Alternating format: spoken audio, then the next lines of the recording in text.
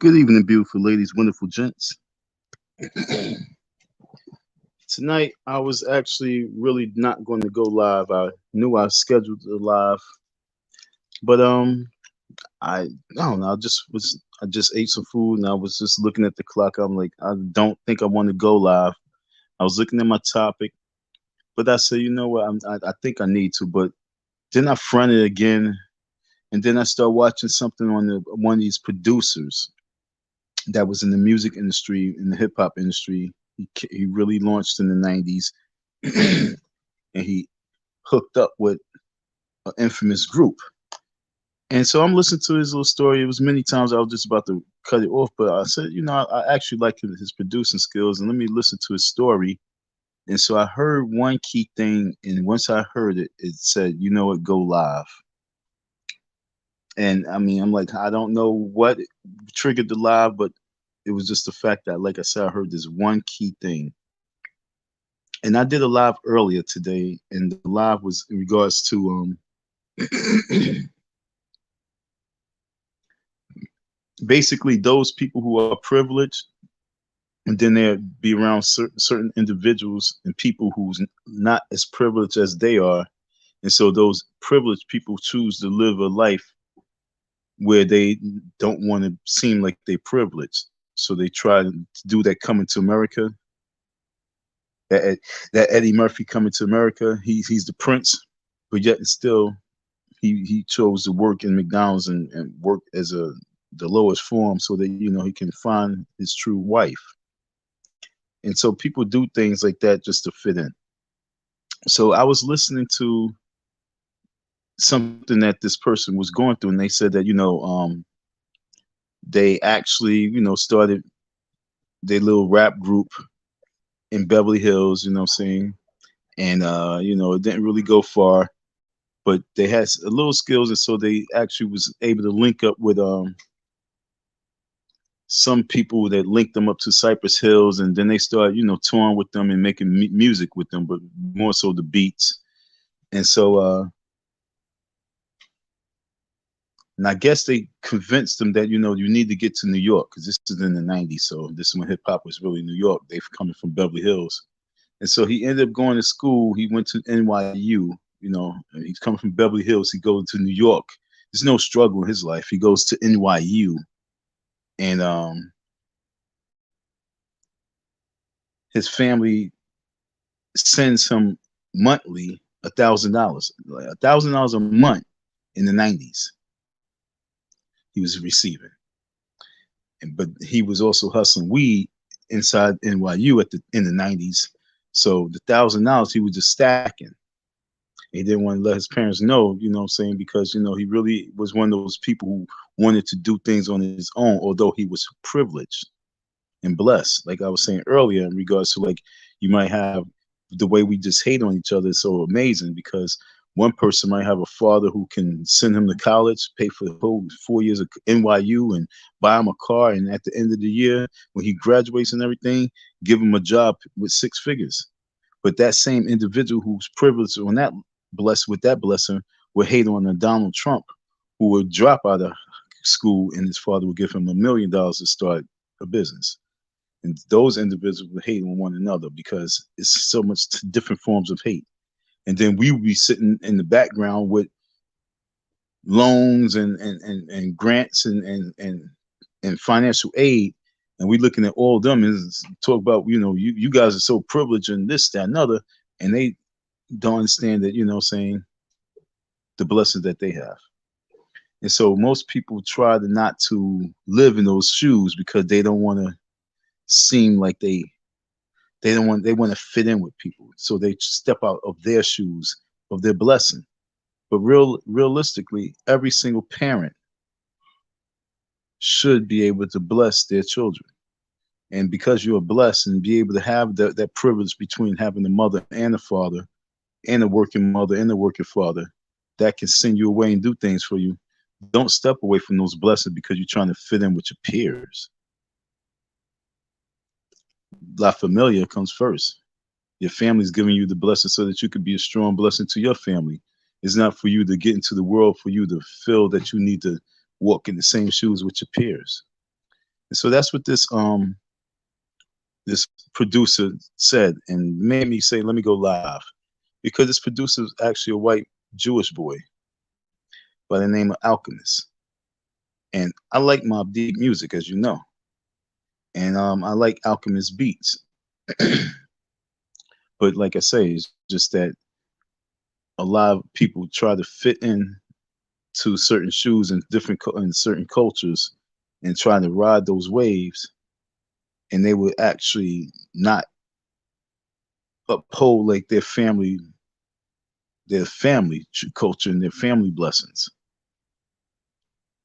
And we got to understand, what is we doing as parents that make our children want to go to the world and be more so part of the world than family. And that's why I asked you this question: do you have children? Do you have grandchildren? And if you do, how are you doing with your children and your grandchildren? How if there was a report card to go out every month for the parents and grandparents, how would your grandchildren rate you? How would they rate you? How would they grade you? The way that you grade other folks and the way they live in their lives, how would your children and your grandchildren grade you? And that's where I want us to remain focused at, because like I said, as I stand at this door with the key, and the door is like the next stage of the life that we have to go to. It's like the end of the video game. It's like the last board, but we can't get through this door. We don't know it's actually, we don't even know what we got to do, but it's a door that's there that we got to get through, and it's to get the key for the door. And I actually holds the key, and I'm trying to tell you that we have to really become more family oriented. And so if your children was to grade you, and if your children was to grade you, even if your children are grown right now, but they would say, okay, I can grade you from my childhood all the way up to 15, then from 15 all the way to teenage. I can grade you, according. I can give you 40, if they like 40 years or 30 years of age, 20 years of age, they can be able to give you 4 different grades. And how would you grade yourself as a parent? Because it's easy to point fingers at someone else's home and someone else's doings and someone else's behaviors, but how much do you respect and accept your own? And like I said, Alchemist, for him to be able to receive $1,000 a month while he's attending NYU college, coming from Beverly Hills, and he's selling weed in NYU, making beats in the dorm.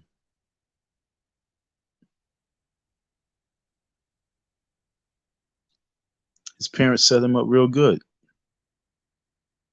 He was, and like he said, he even, he made a little bit of money in the music industry, so he also has a check or so.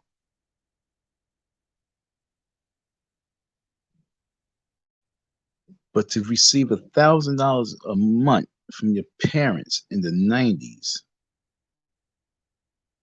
in 1992, 91, 93, 94, minimum wage was like 5.56.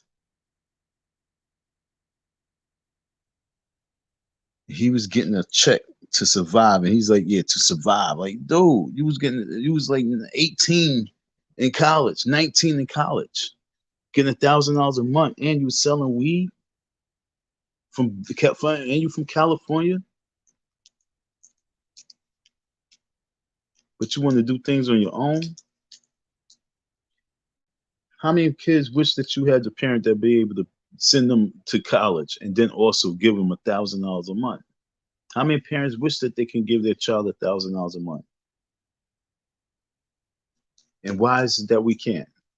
What are we doing wrong? What have we been doing wrong? And that's like Tyler Perry. I'm gonna jump all the way to Tyler Perry. Tyler Perry says, for you to become successful, you got to get a job that's paying you at least $1,000 a week. And then from there, you still work on what it is that you want to work on.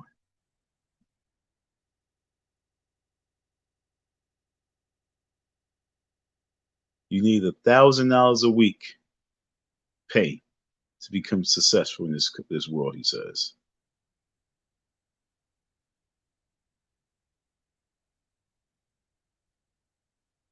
I go from New York to Philly, and I just listen to what people was getting paid like as of like a year or two ago, and I'm like, damn, y'all was comfortable with that, huh?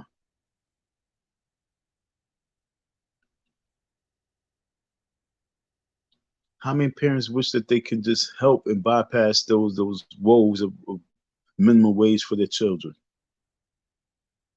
And the only way it's really going to be able to be obtained is not because you keep beating your body up and doing hard work. It's all going to come from teamwork. It's going to come from the village. It's going to come from people really helping people. That's what's going to really be able to get us to be in position to be able to send all of our children in our community the way to college and then be able to give them $1,000 a month to survive. That was in the 90s for NYU. Just imagine you send your child right now to school and you are able to give them $1,000 a month.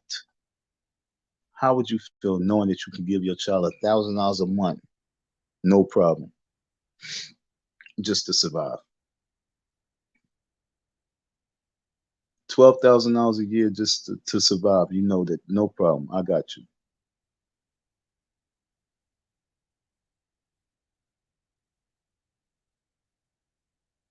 That's what parenting, I guess, is what it's about, huh?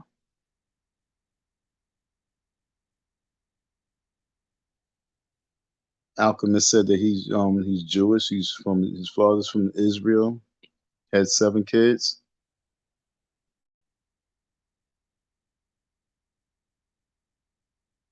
Is there a certain type of privilege that they get, or is it just that they are true hard workers?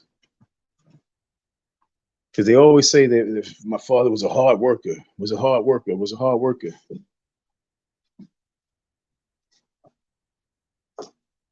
I saw my dad. My dad was a hard worker too. So I don't think it's the fact that they hard workers. There's a certain level of smartness I think that comes into play because or discipline that comes in place. Because I know that one day when I was working for this white guy, and he said we had a meeting. Me and him we just had a meeting, manager meeting. I wasn't the manager, but I had to meet with him. He's the manager, and he said to me, "The problem with you people is you are hard workers, but you're not smart workers." And he was really talking to me. This is a Long Island white boy, Jewish boy. He was really talking to me on the level of you people, you black people, because he even said it.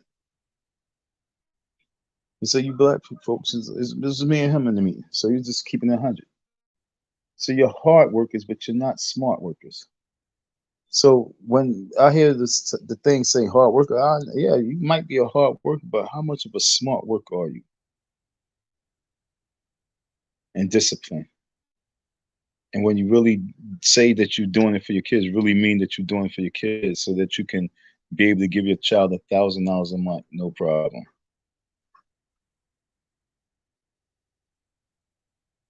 Because even in 2022, to be able to give your child $1,000 a month, no problem, is good money.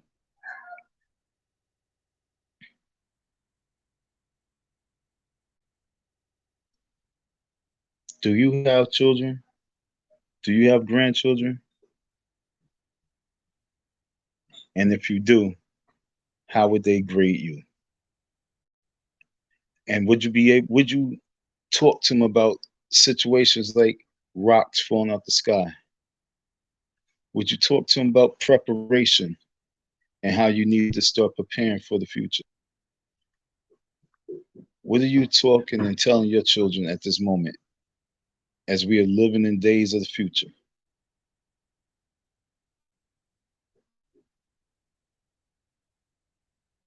Like I really like the little story I gave earlier about the two college students. One name was Clinton, the other one's name was Trump. Clinton was able to go to school. His family was able to send Clinton to school and pay for his tuition. And Clinton and Trump was good friends. Trump also had a family that was able to send him to school.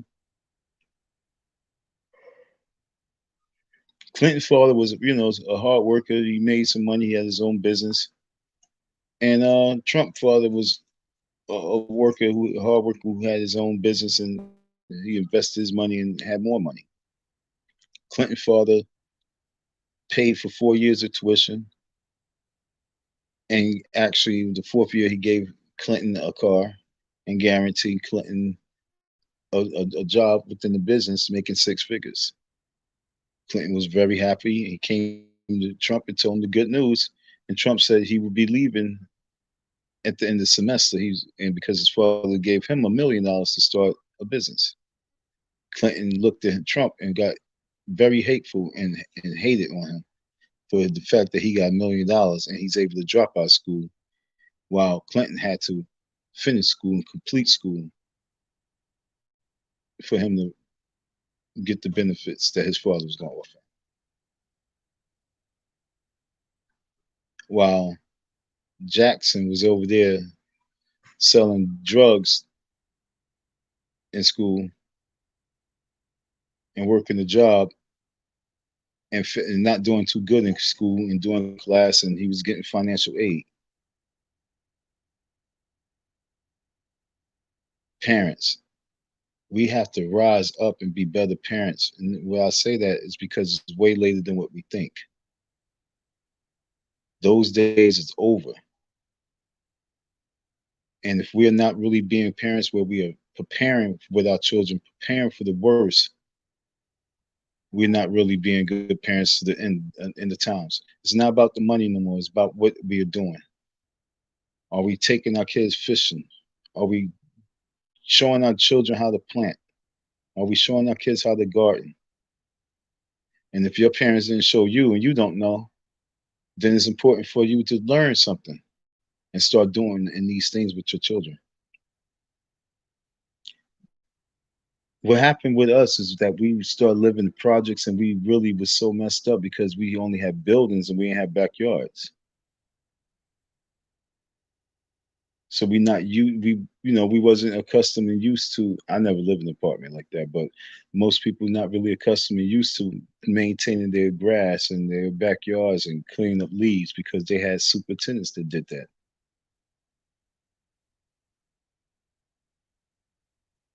But it's important for us to really believe that we can receive land and we believe that we can have these things, even if it's too late in the days. Just believe that we should be able to take these lands and do good with these lands for our children. Because even like I say, even if we are living in these dark days, dark times, and you have a child and you're gonna have a grandchild, it's time for you to really start preparing for the worst for them. And that's where we at because we don't have that opportunity to make all that money off of stock right now. We missed the opportunity on Apple. We missed the opportunity on Google. We missed the opportunity on Facebook and YouTube and Twitter. We missed the opportunity on Bitcoin.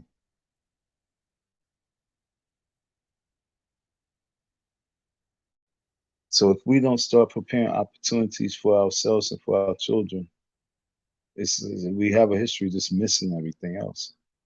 And we're gonna miss the news flash that goes across that says asteroid is 30 minutes away from planet. Did you not get the memo? It's time for you to evacuate.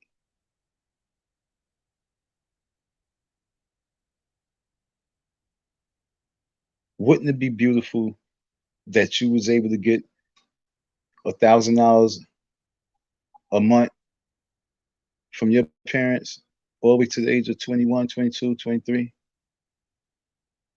How would that feel for you? Even if you had a job, they still gave you that $1,000 a month. Right now, talk about right now.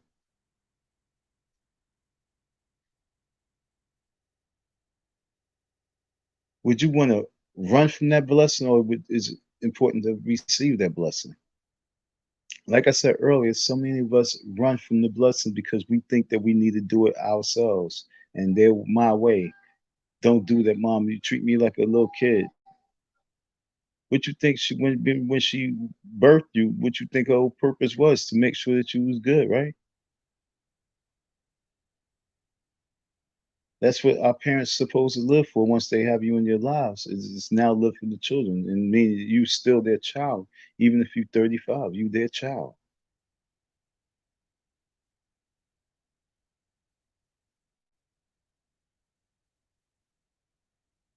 Stop running from your blessings because you're thinking that you need to be like your peers.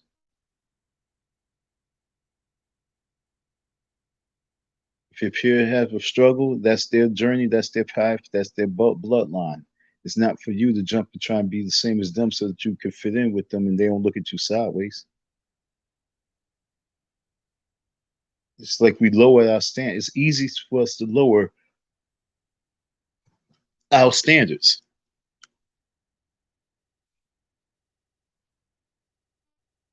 And that's why I say to you, we cannot continue to walk in those paths and those shoes no more.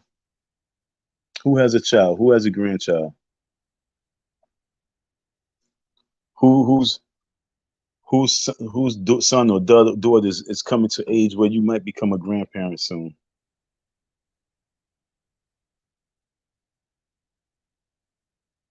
Are you a are you going to be ready to be a blessing to that grandchild where you can give that grandchild $100 a month for the next 10 years of his life?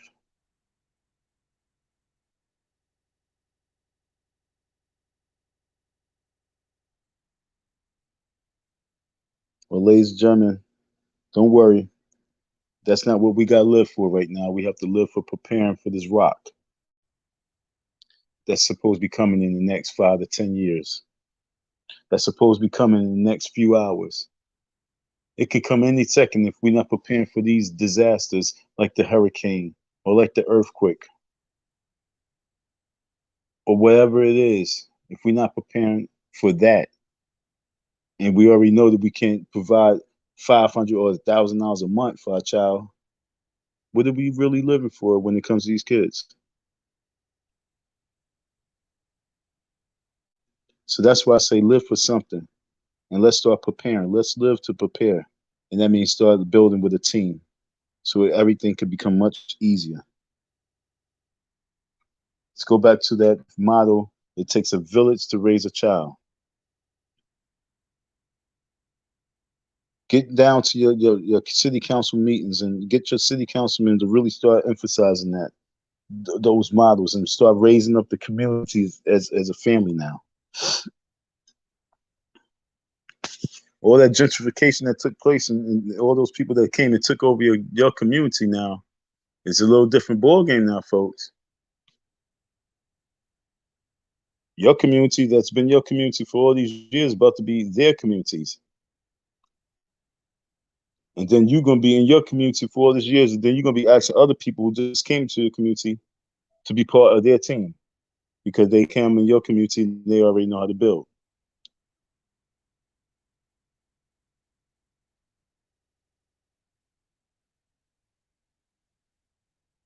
It's so way later than what we think, folks.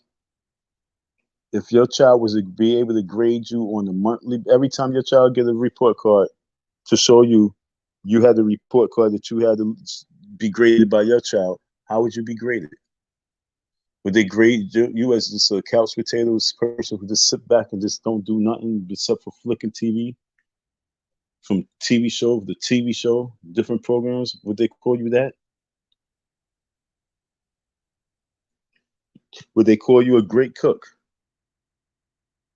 Or would they call you the takeout queen? How would your child be really truly label you? Would they label you the concerned parent or the parent who don't give a fuck? Would they label you as the parent, or would they label you as their friend? Would they look at you as being caring? Would they see you as being devoted? Do they see you as a role model?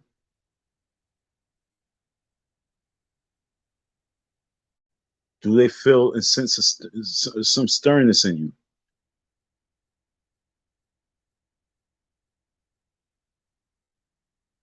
Do they see a teacher in you?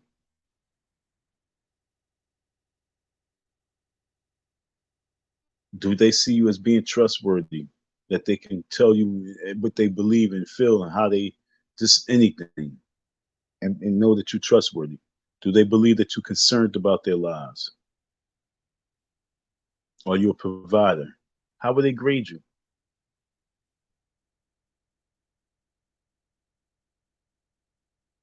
Won't you ask them? Because it's so easy for everybody to laugh at someone else's life. It's so easy for someone to point their finger at somebody and talk about them and ridicule them. It's so easy to do that. But then when it comes to their own family and their own kids, they don't even know how to run their household. They don't even know how to have control in there.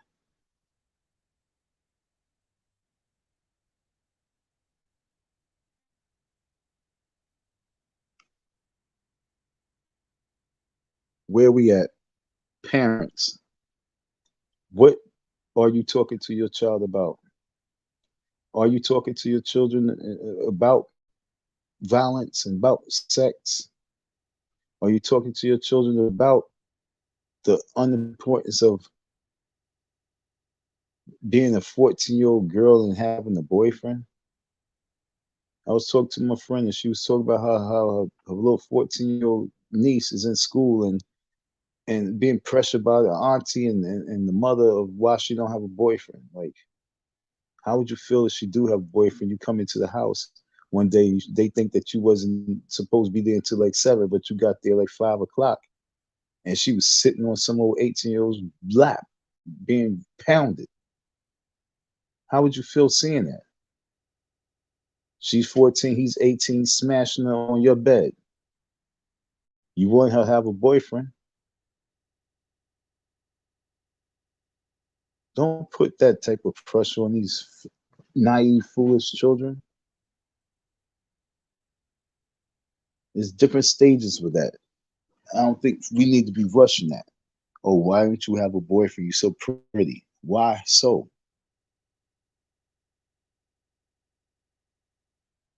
And then we watch TV, then get mad at someone who's about pedophilia. But then you are a mother or auntie who's a sister who's pushing your 14-year-old sister or daughter or niece to have a boyfriend. What comes out of boyfriend? Ain't no puppy love.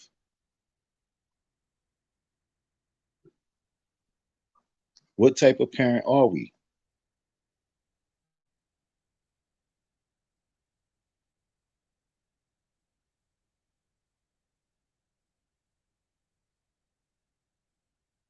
We dress up our little kids and make them look like adults, and then when they start acting like adults, then we get mad because they acted too grown. It's like you don't leave room for different stages of the growth. Oh, that's my little man. And how old's little man? He's 2.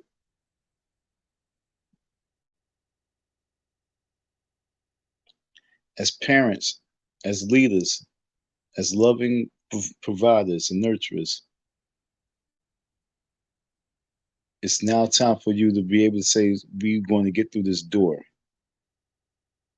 And the only way you're going to be able to get through that door is to know that it's going to take a real family. And that means you got to care about this village. Because if the village is burning, you trying to live in a burning village, that don't make no sense. If the village burning, you got to be part of putting that fire out.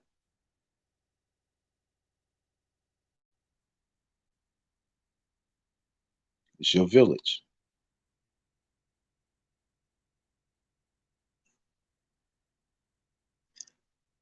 Who's a mother, who's a father out there who has children that is completely in their control? Like when I look at my father, I was completely in his control all the way to even from time we get out of high school. When I got out of high school and I went away to college, and I come back around, I still was completely in his control. It's just that I was a little bit more out of control, meaning like I didn't really have patience to tolerate too much stuff no more.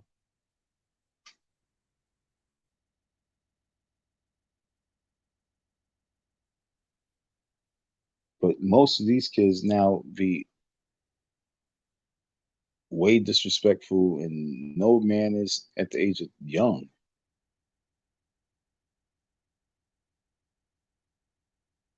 And I really do blame it on the parents because I don't think enough parents really disciplined you, the young people, the kids enough. I don't think they popped you, beat you, spanked you, whipped your ass enough. And that's why we have a major generation of reversal, role reversals. Parents are scared of the kids. Parents giving the children too much power.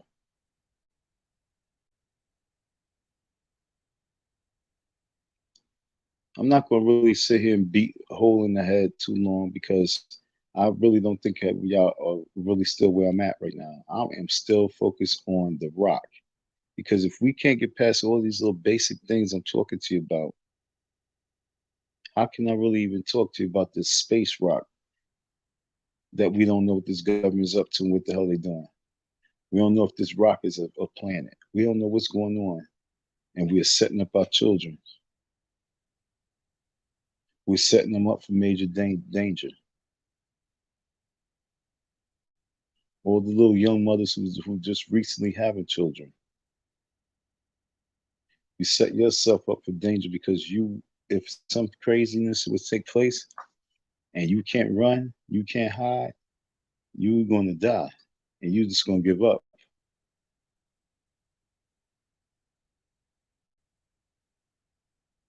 So what type of parent are you? Did you bring the child into the world just to give up? Or are we going to fight and battle this all the way to the end? The question remains, what kind of parent are you? And I'm not really saying this in disrespect. I'm really saying this in a manner where we wake up because we're trying to get through this door. We're at the last stage of the video game. This is the last board. We about to finish this video game. We've been playing this video game for years, and we can't figure out how to get off this board. And it's all about parenting. For example, I'm gonna keep using Philly as an example right now, even though, like I said, I'm from New York. But I'm gonna use Philly as an example. What kind of parent are you? Are you a violent parent? Do you push violence?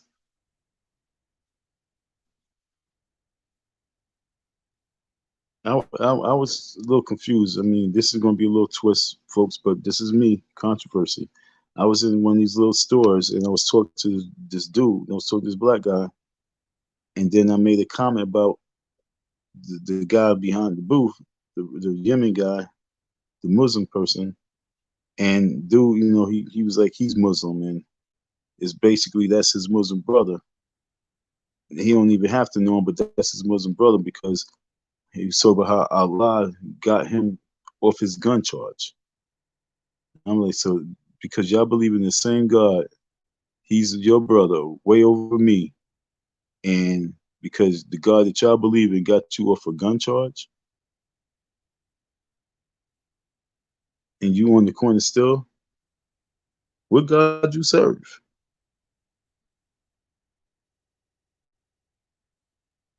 And there's a lot of Africans out here in Philly. There's a major little like population of them. There's a lot of Muslims out here, major population. What God you serving if you praise this God because it got you off of this a gun charge? Especially if you know you was guilty, you especially know you did some things with the gun, but it got you off the gun charge, and they'll still allow you to be in the streets, plotting and scheming to do all this craziness still.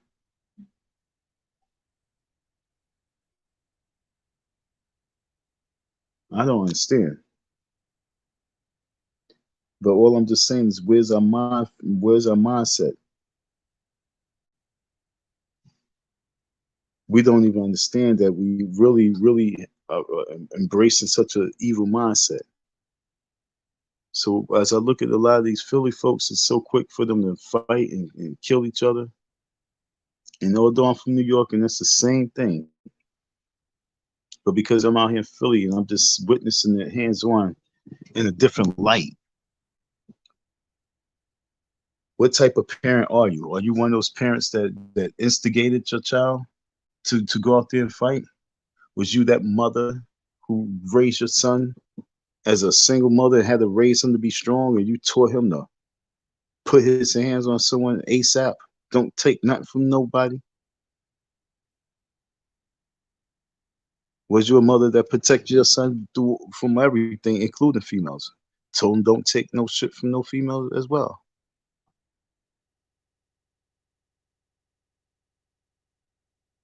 Are you a cause of one of your sons being a murderer?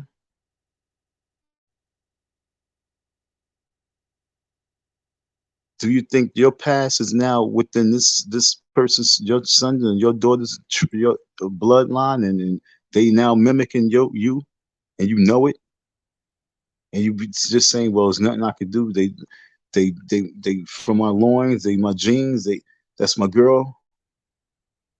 It is what it is. What kind of parent are you? Not to have respect for the other child who's nothing like that, who's nothing like your child. You know your child's a beast. And but you know that this is innocent kids all on this neighborhood and block, but you know your child's a beast.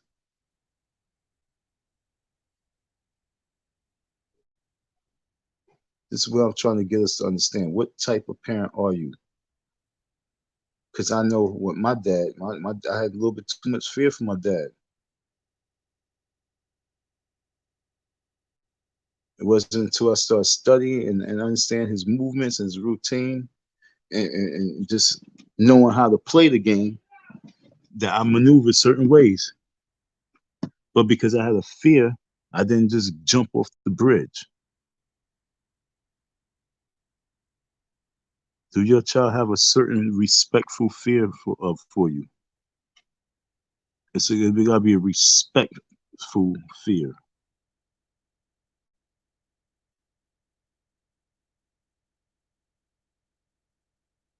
I ain't gonna beat no hole in you. I'm not gonna try and pound you out. I just want you to wake up so you can become part of the solution. If you know that you got a sibling, a child, brother, sister, auntie that's out of control, and you know that this is not the right behavior, I'm just trying to give you the energy to really start opening up and become more vocal to these inside people. If you got 5 inside people who's rotten, and you can make a change just within those 5 people who's already rotten before they go out there in the world, we all be baking cookies just chilling. We have to wake up, folks. The only way to get through this door is to start checking your children. I really mean checking your children. Stop allowing them to be the monsters they want to be.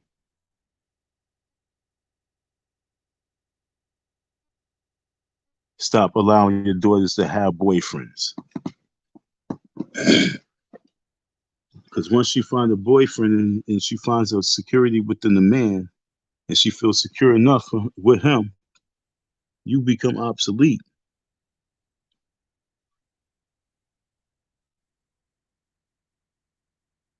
I had to tell this one young lady, like, everything she said, it's about my son, it's about my son. I'm like, okay, it's about your son. Okay, he's how old? He's 11. Okay, do you know that if everything's about your son, for the next 10 years or the next 5 years, and when he finally find his life and finally find his path and find that girl, you know he's gonna be out on you, mom. He ain't gonna be really thinking about you like that much. He always gonna love, but he's not gonna be that child all underneath your wings no more. And if you haven't took time out to really start finding your mate, do you understand the difficulty it's gonna be? That's the reality. The reality. That's the reality, folks. I keep trying to blame and put blame in your situation on the kids. I'm doing it for my kids. I'm doing like it's a problem. I'm living for the kids. Okay, once those kids start living for them, then what you gonna be saying? If you really want to live for the kids, make sure that these kids are assets to the world and not liabilities. That's the most important thing, to really live for the kids. Make sure they're an asset to the society.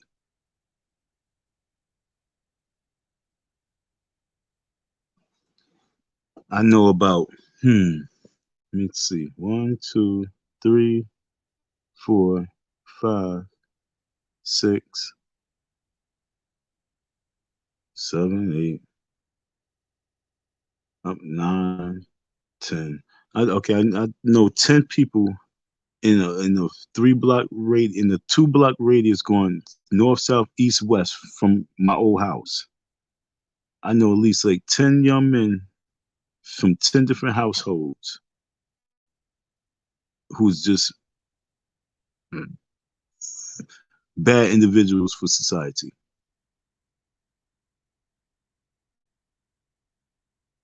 And when I think about their parents, I'm trying to remember their parents. Crackhead,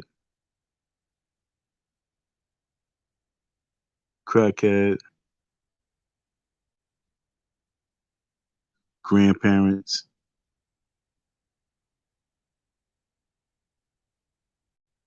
dope fiend. The majority of the folks that was out of control, that's in my mind head that I came up with, the 90%, 95% of them, their parents was not right in their minds.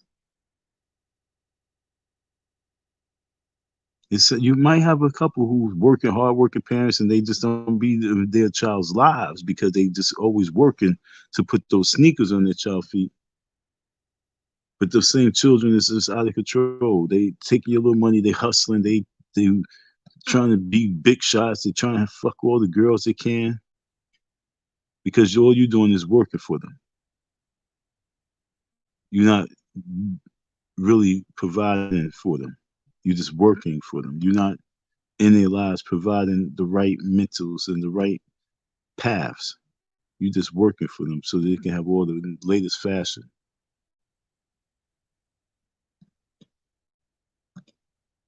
What type of parent are you? 2022, be the best parent that you can be. Be the best parent and be the best person and the best player in this game of life that you can be.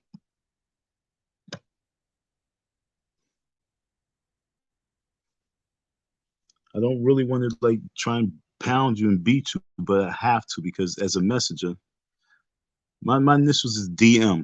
I'm a direct, you know what I'm saying? DM, that's my personal initials. So I have to DM you, you know what I'm saying? I have to give you this message. This message has to come.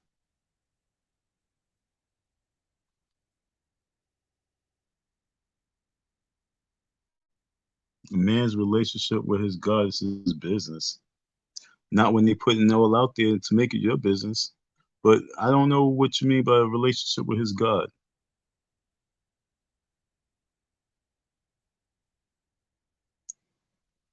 Like I say, what I say was way, way, way deeper than just as y'all hearing it. because I don't know what God you serve that's going to know that you got this gun, know that you shot up somebody, know that you're guilty, going to get you off that case and allow you back in the streets to do it all over again. And you say that that's a good God? Like I say, I mean, my questions to you is how we really, really look at life. What is good and what's bad? Like I say, at this door, a lot of these folks ain't getting through this door because what you think is right is wrong, and it's been wrong.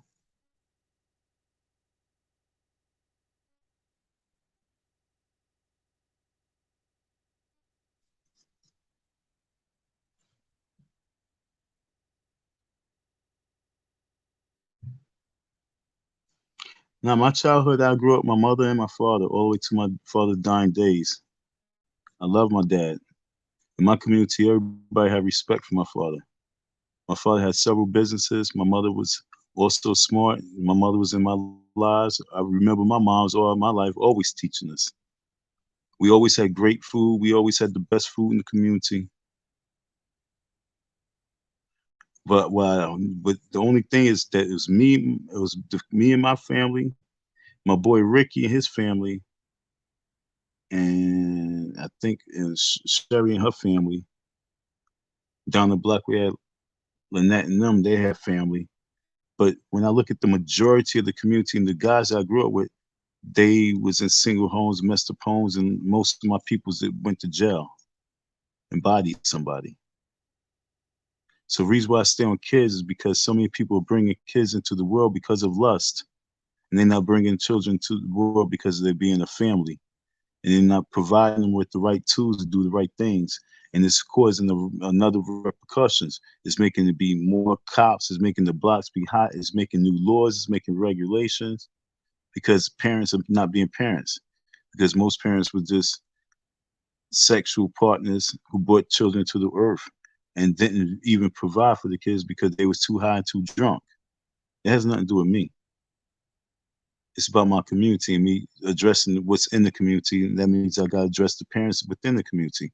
It's just the reason. Okay, I was looking at this girl. She was sweeping. I, I really, really wanted to bark at her, but this is not my block. I'm so new, but I'm going to figure out how to bark at her in another embarrassing way. I just didn't feel like getting out the car. But I'm looking at her and I watch her different people in the same house. They're filthy, they're dirty, they'll throw stuff out of their car right in front in the street. And then when it's time to sweep, they instead of them sweeping up in front of their house and picking the stuff up and throwing it in the garbage, they would take the time out to sweep everything from in front of their house across the street and leave it in the pile across the street. Now, if I was to say something to the bitch, whether it's your daughter, your sister, if I said something to the bitch, she would make a big stink out of it, and then people would just be like, they won't even really understand. They just see some woman, see some man, and assume that he's trying to talk to her, not knowing that he's checking her on why the fuck you so dirty. What makes you think that sweeping all this shit in front of your house across the street and putting it in someone else's in front of their house on at the curb is cool? But because we don't speak up, we don't check one another, that's the real problem. And then when you have parents who's not checking their kids, that's even worse. Because if they're not checking their kids inside their own homes, by the time they come into the world, no one can check them. No one can say anything to them. And then they think they all big and bad, and they think that they can knock everybody's head off. And then they know that they have some loud mom or loud pops that's just gonna come back and shoot you on some craziness defending their little knucklehead ass. That's a society that we can't keep duplicating. Especially if you believe in the fact that I just defended my knucklehead son. I done shot and killed somebody for my knucklehead son, and my God's gonna get me off of it and get me back home to my knucklehead son and family. Although I done bodied this other person for this person.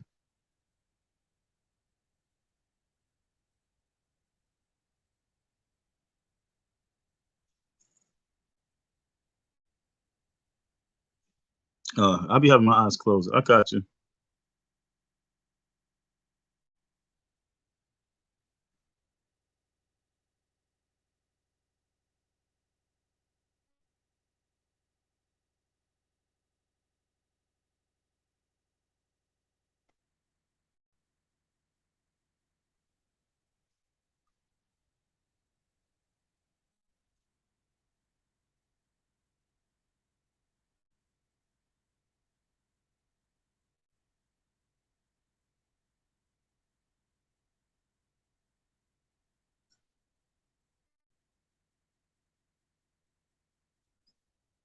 I don't know who JJ is, but I dropped the link for Jay.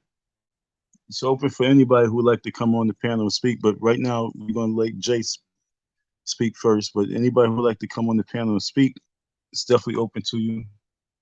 The conversation's open. I was saying earlier, like if every 4 months a report card can go out on the parents, how would your child grade you? What type of grade would your child give you? Would your child grade you be like an honors parent, or would the child grade you as a low life parent?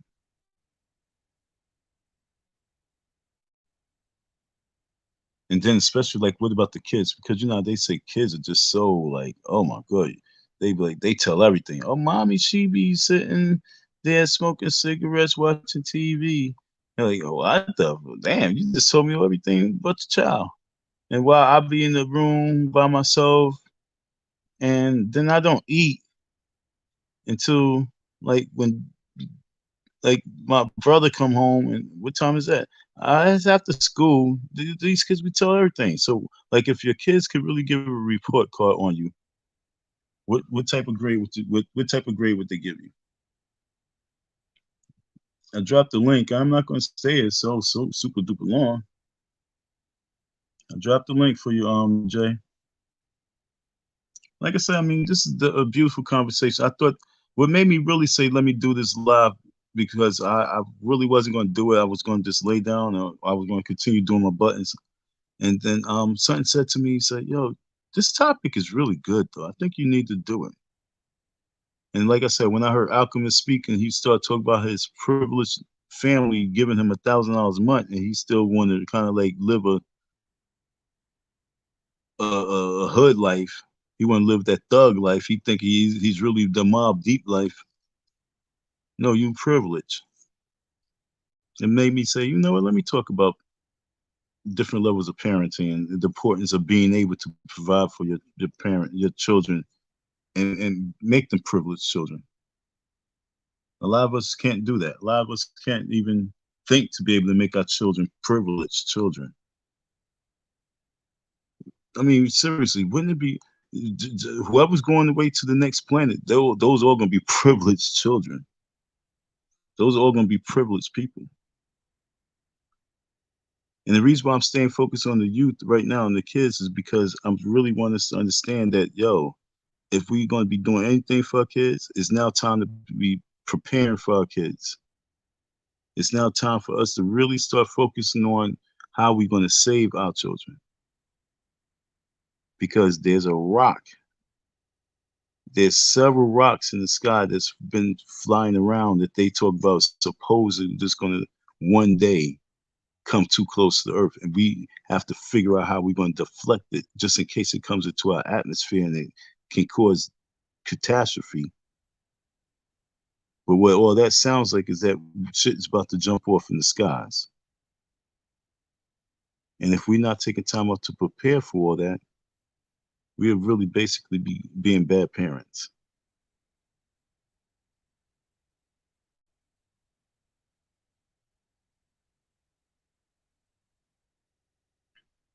Being bad parents is not what we need to get through this door right now. And that's where I'm trying to get you to remain focused, folks. My father had 3 boys. He had 3 sons. And one of the craziest things, like if you was to ask my father, like when we was growing up, like did we bring any form of nervousness to him?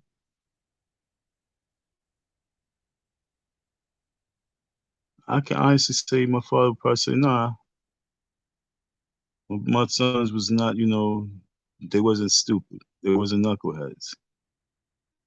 So when they was out, I can't say that he wasn't because he wouldn't allow us to go certain places. That's when I knew he was really parenting. And I knew he cared. So it's not like he didn't think that things could happen to us. So he definitely didn't allow us to go Indian everywhere just all the time. But in regards to like nervous in regards us to being the ones that going out there to cause the craziness and be in jail where he have to come down to jail, he'd be like, nah, I ain't really, no, it wasn't my boy's not bad. Did he have to come to jail? Yeah, he came to jail one time for me.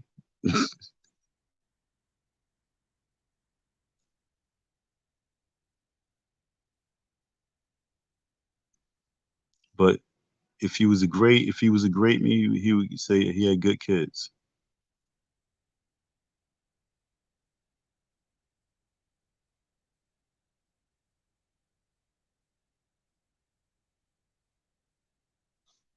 Just want y'all to be focused. That's all. Yeah, hello? What's happening, Don?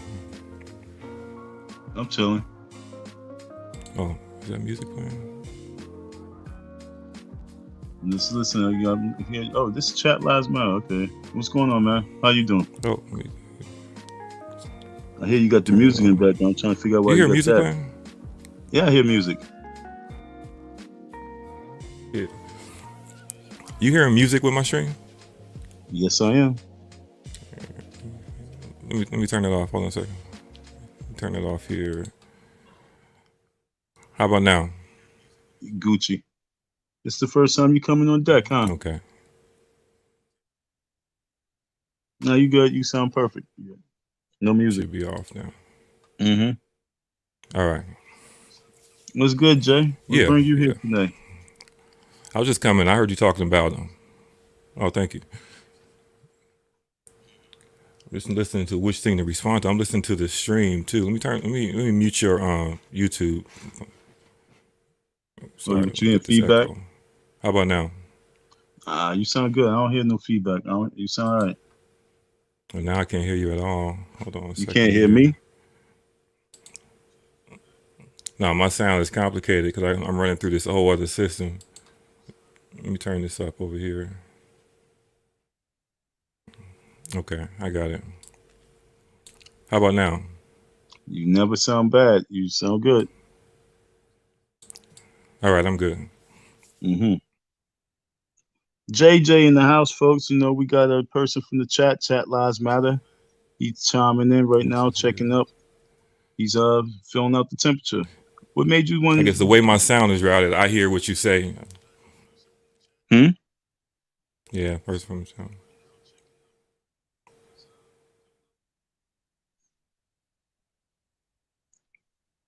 You good or no?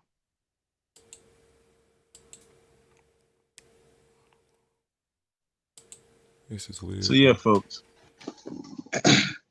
What type of grade would you get as a parent? You a parent, Jay? Oh, Jay, you coming up and killing me. What's happening? Yeah, do you hear me, folks? I hope y'all hear me.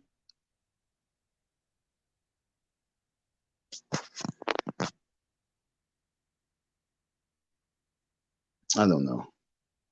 But anyway, the bottom line is we have this rock, we have the rock up in the sky, and most parents are not even taking time out to even have this discussion with their kids. And that's bad parenting itself. And I'm not even trying to spook you guys out. I'm just trying to get y'all to be more on point. Because if they say that it took them 20 years for them to build this rocket to send this rocket to the sky, why is it that we can't prepare 5 years for something? Yo, Jay, are you there? I'm about to maybe send you off and then bring you back on. Anywho, so my whole thing, folks, is since of me being on this YouTube streets, how many people and y'all hearing me talk about this rock? I know it's only been like I've been talking about it just like the last week, but how many people have been able to have more conversation about this rock? How many people just just talk to just people in general about the rock, the asteroid? What about this asteroid that's supposed to pass by this planet? December, what is it, 14th or 22nd? They keep moving the date around.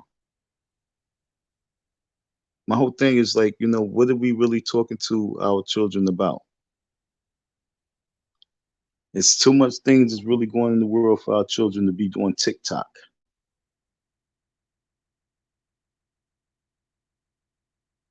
I came in the kitchen and the young people was asking about some shit on TikTok.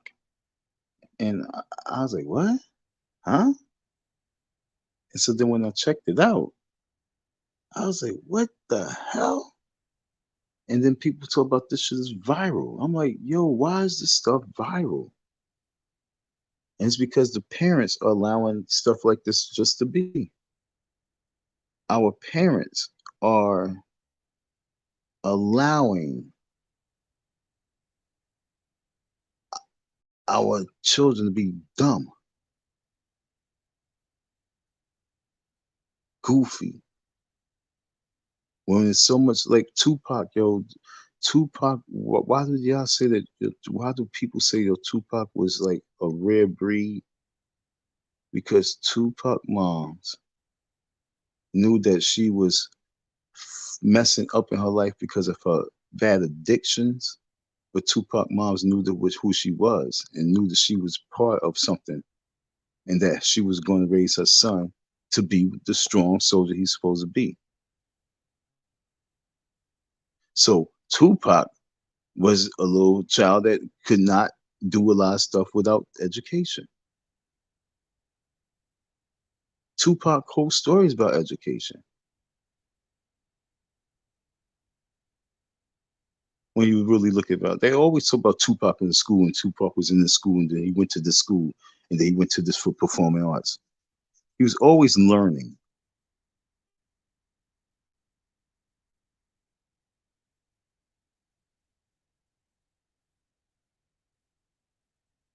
While all these other parents with these young people, they just allowing them to be dumbified.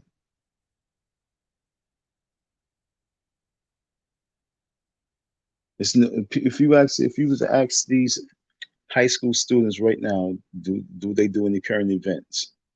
Do they have like current event reports they have to do? They will look at you like current events. What's that? And then you have to relate it to like I mean, like anything that you see like in TikTok or like YouTube postings. Oh, like the newsreel. Oh, yeah, yeah, yeah, yeah, yeah, yeah. Nah, we don't do that.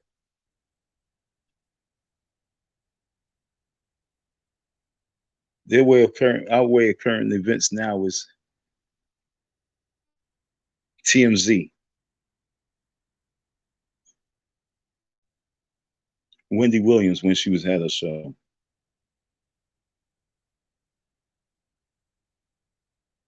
And like I said, it's because our parents are parenting differently now. They're not focusing on the education part. They're not focused on making our children bright. They are just focused on stay away from me. You're getting on my nerves. Go occupy yourself.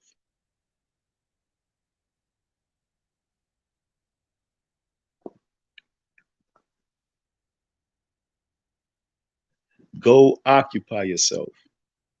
Take your laptop. Take your Take your recorder, take your phone, take something and go somewhere with all the millions of things that you can view and find and enlighten your mind with. No, who cares? I'm not even going to worry about what you're doing, but just go occupy yourself.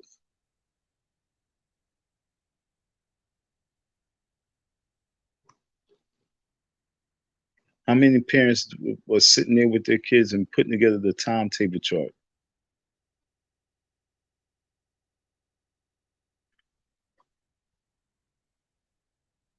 Nah, they probably download the app.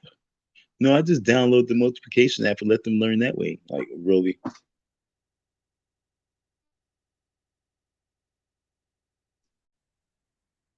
There's no better love than having your mom sit there and really, really help you and show you this multiplication.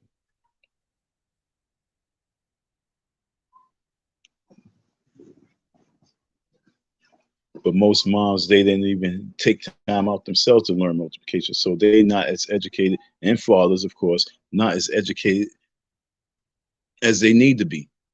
So that's why they just pass it off to technology. So what type of report card would you get? I want to know during the whole COVID situation, was they grading you guys? Did the parents get a report card?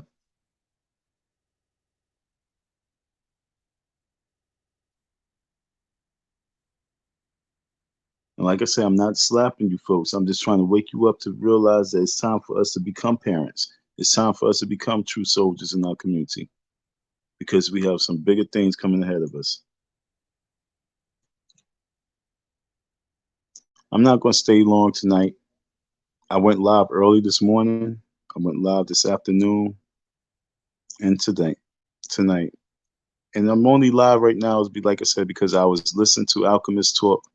Even though I put my live on to go live, I was going to lay there and not go live.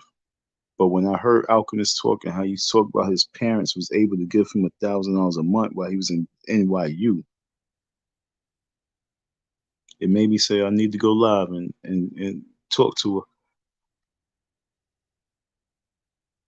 the black race and find out what are we doing in our lanes where we can't give out, not just send our kids to school, NYU, but also send them $1,000 a month.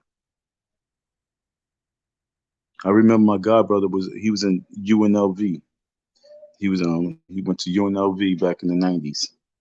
And I remember his moms always was sending him 50-pound boxes like he was in fucking jail and shit. She spoiled that boy something crazy.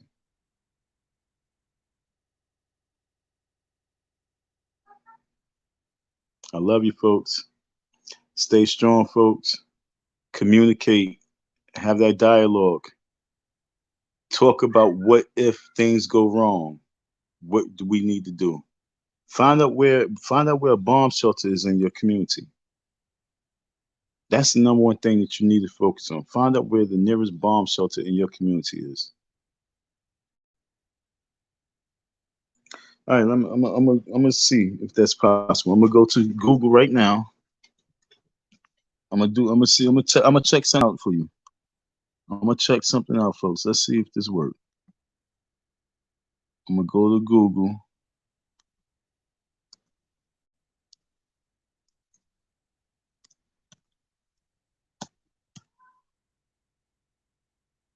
Let's go to Google, and we're gonna find out bomb shelters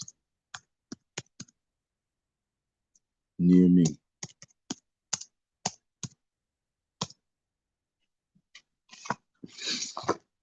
Fallout shelters near me include government bunkers, underground mines, and natural caves. Use these three interactive maps to quickly find the closest. Okay, are there any nuclear shelters in your area? Fallout shelters. Let's go see what this says. Are there any nuclear shelters in your area? I live a few hours away from a deep salt mine, which is labeled emergency nuclear shelter. It is a huge mine, tourist attraction level. It has its own gardens, generators, and well, it has a gym, a library, and a mini hospital since is used as a sanctorium. Do you have anything like that? Like anything like this? Okay. This is the dialogue that we need to start having, folks. Start spreading these messages. Where's the nearest bomb shelter? The real Raven Rock is less than a mile from me. The Raven Rock. Closest I think we have is the old Nazi fortification left over from World War II, but a lot of them are basically empty and haven't really been touched since the war. So it's a shelter. Just you have to bring your own supplies.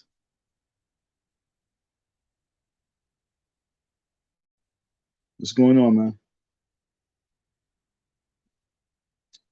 Okay, folks, I didn't even know so many people are talking in there. My bad, I wasn't looking.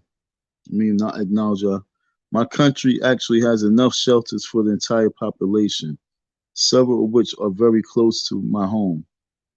Lucerne, Lucerne, and several more near my work. Zur, what is that, Germany or some shit? Zurich. This is what I'm trying to tell you. See, in different countries, like, they have these things, like, in abundance. Where is the nearest fallout shelter in Philly? Find out. This is what I want everybody to do. I want y'all to come back to this. If you guys can do this one little thing for me, chat. Where I don't know what city you from, but if you all can like Google and then come back to my comment section and post like where like I'm from Jacksonville, Florida, and we have a bomb shelter somewhere in Orlando. You know what I'm saying? Just give some type of feedback for everybody. Like I say, we gotta start preparing, and this is the little ways that we can prepare. Do so. If this could be a little page that people can go to and get a map of where they can go for various things, then so be it. Umar Johnson, you're gonna pay me my bread. Trust me. But I have to do my purpose. Let me go down the chat real quick and see what people's hollering about. What's up, chat? My man Jay came on deck, but something was wrong with his audio.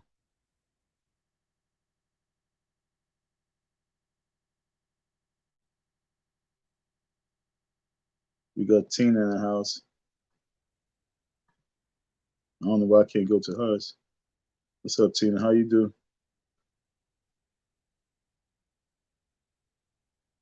Do I have children? No, I don't have children. But like I said earlier today, y'all children are my children, all my children.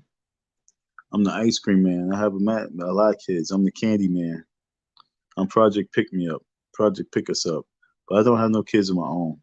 I need a female. You know what I'm saying? I really truly need a female before the child.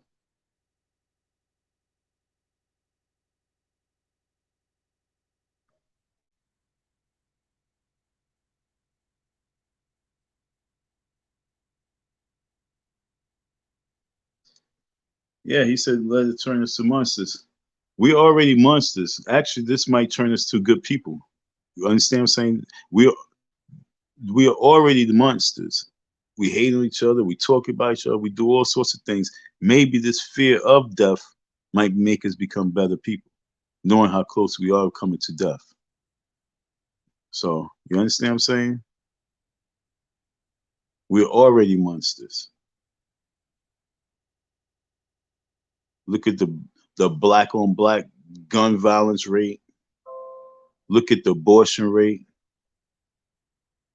I ain't gonna have his baby. I'm gonna get rid of it.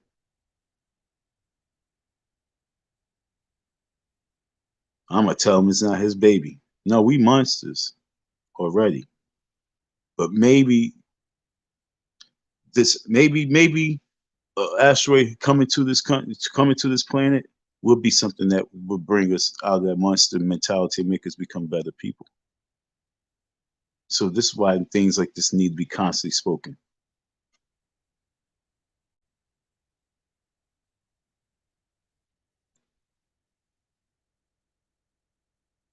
And if we die, it's not about if we die because we guarantee to die.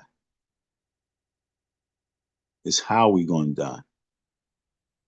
Are we going to die because we allow people just to kill us? Or are we going to just die because it's our time to go?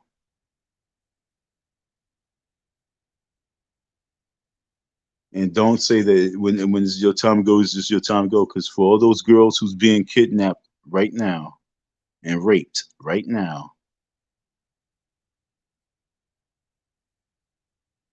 that was their time too, right? And murdered right now and chopped up and abandoned right now. No, that's because the parents of that rapist and that murderer didn't beat his ass enough and make him become a better person. Just allowed him to live a life of, well, I'm gonna die one day, so I'm gonna live my life up to the fullest right now. And what I'm gonna do is I'm gonna enjoy doing what I do, and that's raping women. Now it's time for one thing that I love about my dad is he put fear in me. That allowed me to reach the age I reached.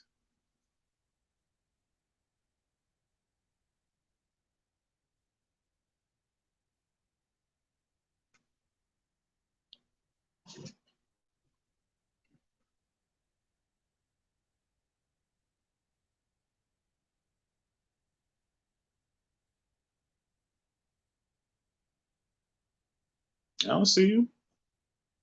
Oh, that must have been early. Okay, my bad. Damn, I was way behind. I told y'all, yo, look, this how I be, folks. I'll be like this, and then I'll be like eyes closed, and I'll just be talking. I'll just be like eyes closed. I don't be even looking. So my bad.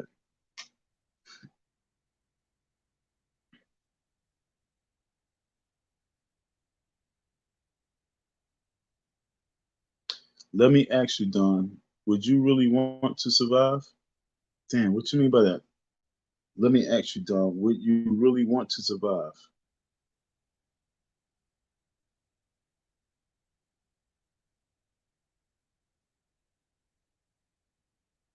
Oh, Zurich is in Switzerland. Okay, thanks.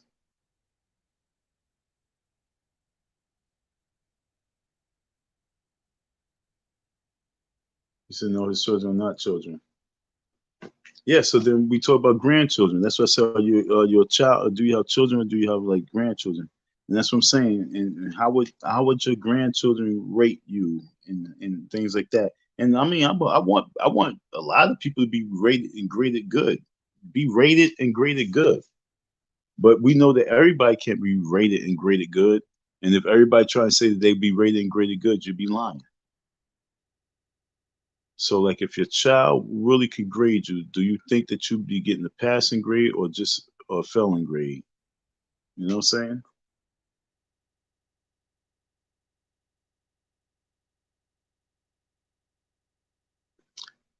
I was talking about a lot of stuff. I was talking about a lot of stuff. We talk about the asteroid. We talk about the rocket. We talk about preparing. We talk about bad parenting. We talk about grading. We talk about preparing. We talk about what we just talk about bad people doing bad things and living life. That's what we talk about. We talk about these bad people who just living their lives and their lives is raping people. And because no one put fear in their heart and no one put fear in them, they just living their life, which is running around and raping people. That's what I'm trying to get you to understand that we can't just stay. We can't stay on this these phrases. We only got one life. You know what I'm saying? We can't stay on these phrases that we be riding because most of these phrases not going to get us through that door. Because on the other side of the last board, it's not about just to live life, just to live life. We want to live life so that our afterlife is just as great as the life that we lived.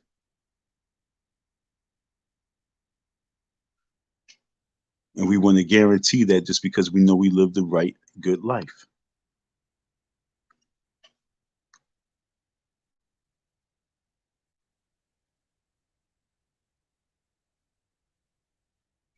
I know my dad beat my ass, prevented me from being on the streets. Although I went to the streets a little bit, my dad beating my ass stopped me from being part of the bad boy crew. Did I sell a little bit of drugs? Yeah, I sold a little bit of drugs. But my dad beat my ass, made me not sell a whole lot of drugs. My dad beat my ass, prevented me from going to jail. My dad beat my ass, prevented me from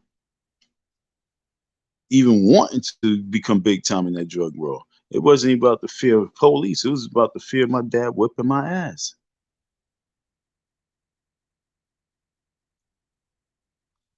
And as I get older, and I looked at my boys when he went to jail, and then his brother went to jail, and then they kept going back and forth to jail. And I knew they didn't have a father, and then the father figured out that was in their lives was a dope fiend, and he knew my father, and actually worked for my father. Told you my father was actually big in the neighborhood. So that type of fear is respect, and that type of respect is more than enough to really keep you on the right path. It's called discipline.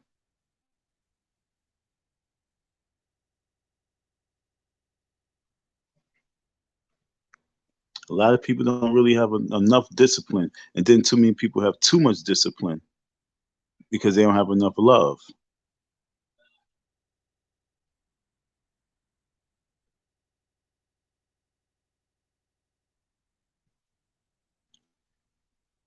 See, look, and it's so beautiful because even though you say it's way more complex than that, but what I just said still is a point.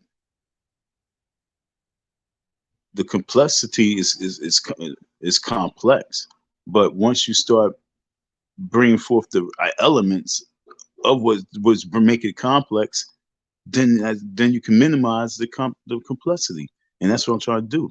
If we have more family structure, if we have more family structure, then we have less violence, less chaos, and less hate.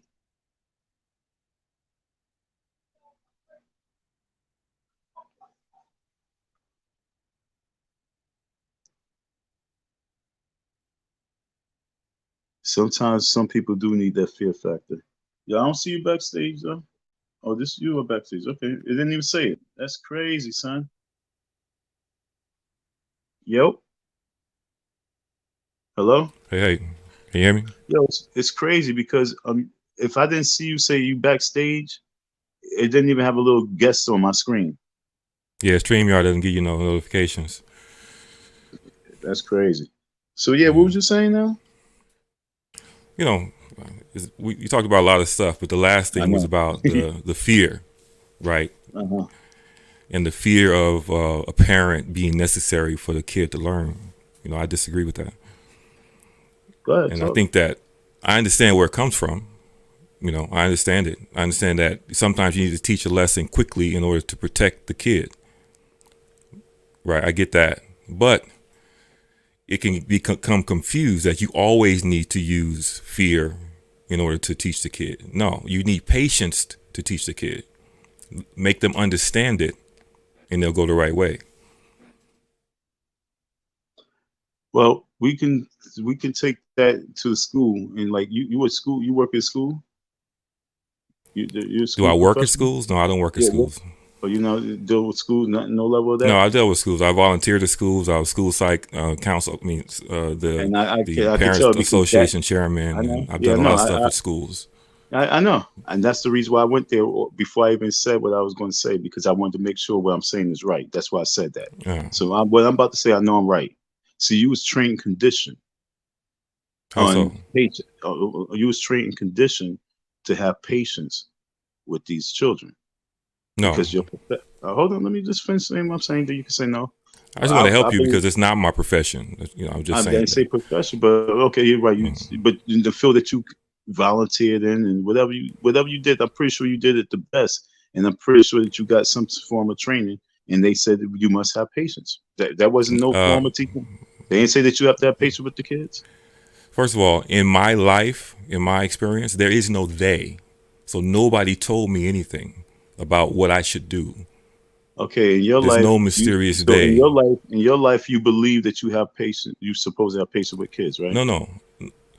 I know that it's about patience, and I was a kid Okay. myself, right? And so I know All right. that I'm gonna tell in you order like to this. I'm gonna learn go back. something, Okay. Okay. yeah, I'll give you that, but I'm yeah. gonna say something way bigger than that because I'm gonna go to slaves.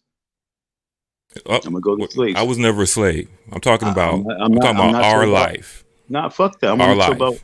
But I'm talking about. Remember, I'm talking about everything. So I'm all over the No, I'm place. talking about feet on the ground, our exact No, lives. but I'm talking about roots because if Nah, remember, you whenever don't I know do my, my roots, and I I'm don't know not talking about. yours. I don't care about yours. I ain't think about you, Jay. You came up on So my who you panel. talking about? I'm talking to everybody No, in no, I'm general. saying, but I'm you talking about talking, Jay. I'm slaves talking now. you, because don't let me lose my train of thought. My Oh, train go of ahead. thought is My bad. about fear because that was the topic. You talk about fear to teach someone, and I know that history showed me that a lot of folks put the fear of hell in people to get the results, and sometimes that's what it takes with hard-headed donkeys.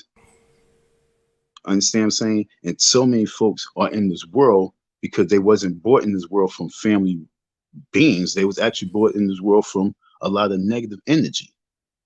And Mm. so with those children, you can't give them the same patience as ones who came into the world with love. Sometimes you're going to have to give what it is, what it is. And it's not about constant patience.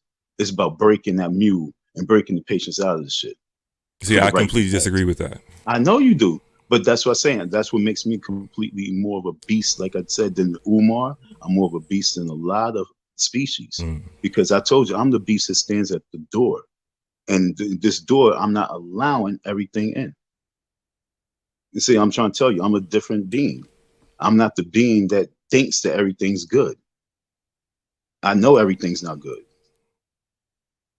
And so I don't want to treat everything as if everything's good and talk to everything like everything's a queen when it's a bitch.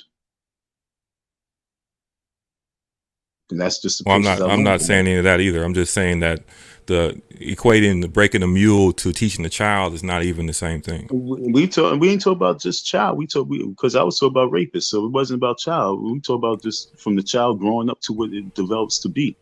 And if you as a parent are not chastising your child enough, just it don't have to be abuse. But I'm talking about just enough where they have a respect for authority. A lot of kids wasn't chastised also. They don't even know what authority is because they didn't even have authoritative figures in their home. See, we talking in the sky again, bro. I am. Yeah, I mean, what kids you talking about? I'm talking about like 100 million children across the planet. That's You what can't I'm even talking hold about. that many variables in your mind, bro. I'm talking about real life, That's real real life. life. I'm talking about the planet. I'm talking about the world. That's what I'm talking about. You can't see beyond the horizon, bro. You can't even conceive And the you can't world. see me right now, but until I show you, here I go right now. Now you But see I'm me. not talking about what you look like, right? But okay, so wait. Do you do things for views? You have the channel, right? I Let me have help you out. Let me because wait because things I for think it's views. no. People do things for views, right? Stay Yeah, people focused do with me. things for views. People do things for views from people that they can't even see, right? Right or wrong? Bro, if you're Two gonna make point your nine point, make your million. point. Two, I just did because you got quiet. Before you kept cutting me off. Now you got quiet. I made my I'm point. allowing you to Thank you. speak on your You platform. allow Go me. ahead. You don't allow me to speak on my own panel. What's wrong with you? I'm just saying, I'm not going to fit into your analogy because I'm talking about real life. I'm not And I talking just in said, the clouds so is it about is this general shit. I'm 2.9? talking about Wait. So real is it life. 2.9 in real life? So 2.9 million views. Is that real life?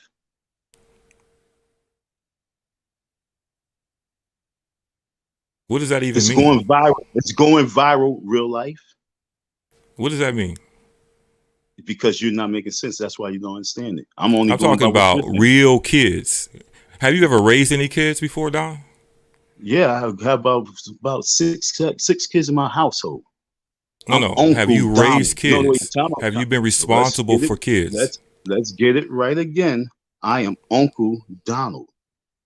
Uncle is not I'm an responsible uncle. for kids. See, so why not? No, To explain that. What? Explain why not? because uncles are optional. You sure? How you know my I'm story, my positive. life? You know my story, my life. I'm not even talking about your life. Oh, but you just asked me though. You asked me And you about told me, me that you didn't and have I your said own that I kids, am but you're uncle. talking about people and what they should do with their So kids. do you know? But you don't even know if I helped raise them. You don't know No, nothing. no. Your So guess own what? kids, bro. It don't matter. It does matter. It's just a You yes or no sure? thing. I'm positive. So what's your question? My yes or no answer? My question was, when you don't have your own kids, what you're doing is that Uh-huh. you're speculating. I'm If you speculating haven't on raised any what kids, what about am what I it takes speculating? to, Oh, you're what are we speculating about what it speculating? takes to raise a kid, and you don't know. You're Wait. criticizing What? parents, and you've never been a parent, Slow down, champ, because I know I'm not criticizing nobody. bro. See, if you taking this criticism, that must mean that you're not living with your children. Or do you live with your kids? Are your kids Do I underneath live your with house? my kids? I mean, I'm asking you a question now. You on my panel. Do you have kids? Do I? Yes, I have children. Do you live with them?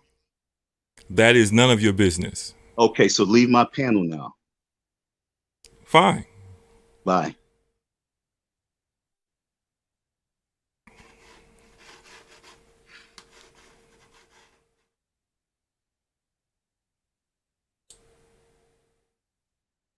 No, really go. He don't live with his children, and it hurts. Because if he did, he would have probably said, "Hell's yeah, I'm with my children. I'm a father." He would have said it proudly. See, I know when I hurt people feelings. And I don't really care because that's what it's about. It's about breaking the feelings because a lot of people live in this fantasy world and until real people tell you what it is. And I don't have to have kids. I'm not talking about me having children. I'm talking about what's just, I'm like being nasty Nas right now, a storyteller for what I'm looking at through my window, what I'm seeing through my window. And what I've seen out my window is too many broken homes, too many misguided children. That's not telling people how to raise. It's saying it's too many broken homes. It's too many misguided children. There's not enough chastising in their households. Like I was talking to the girl the other day, and she was like, "Yeah, I'm real soft when it comes to my kids."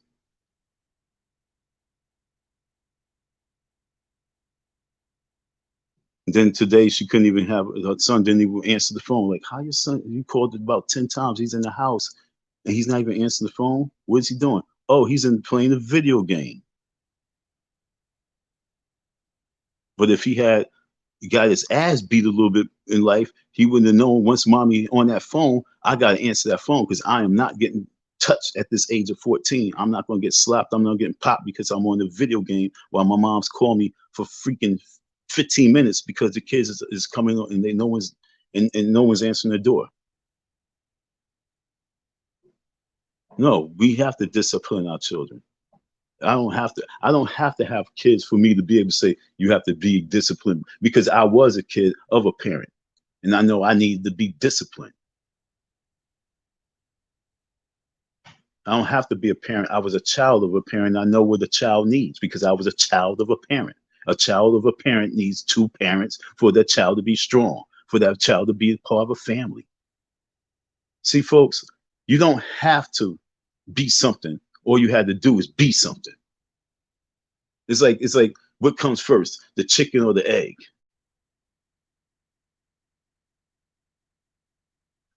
Before you became a parent, you was a child. So therefore, you already know what being a child is and what a child needs. And so that's why once you become a parent, that's why you're supposed to be the best parent because you was already the child. You already know what a child feels like. Woo!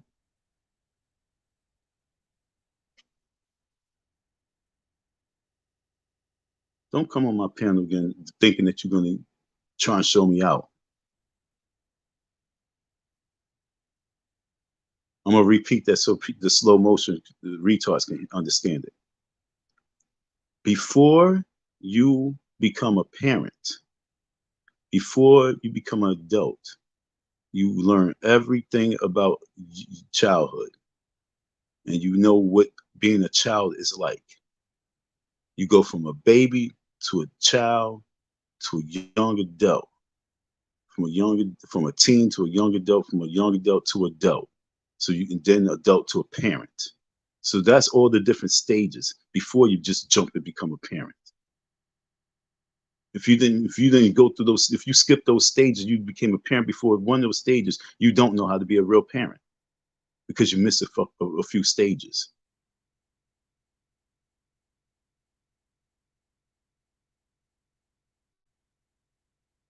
Most people who have children missed a couple stages.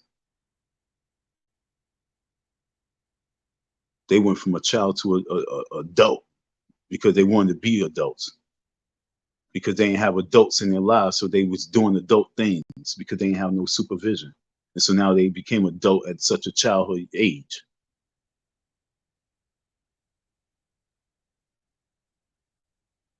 But like I said, when you're a child, you think about all the things that you want as a child. You think about the things you need as a child. Sometimes those things might, the things that you want and things that you need might even make you cry if you don't have them as a child. You might even look at other people, what they have as a child, and you might envy what they have because it's Father's Day and you can't even make a Father's Day card because you don't know where your daddy is.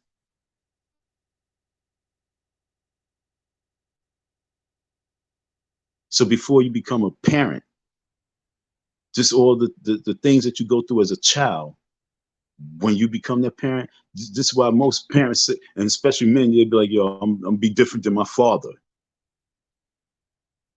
What you mean by that? Well, he wasn't around.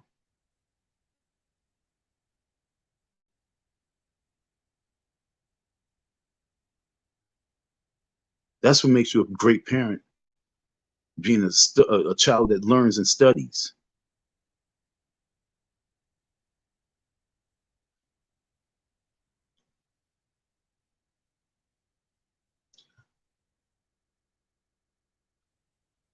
And I kicked him off because he come to my panel and talking about he's allowing me to talk and allowing me to do things. And then when I ask him a question, he says to me, that's none of my business. So if that question of, are you a parent? Do you stay with your children?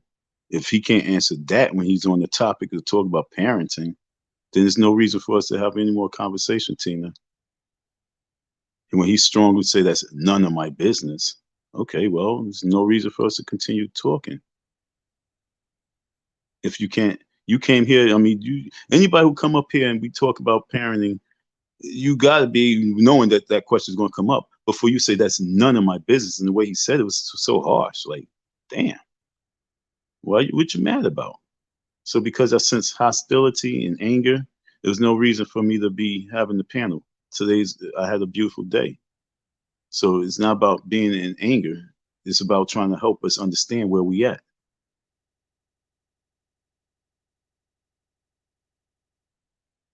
That's why, Tina.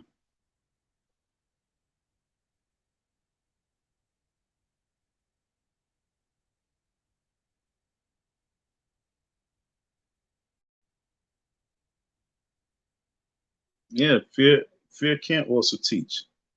And there's certain feats that have such as right fears. Yeah, that's what I'm trying to tell you. I think Tupac even said that. You know what I'm saying? You know what I'm saying? Shit.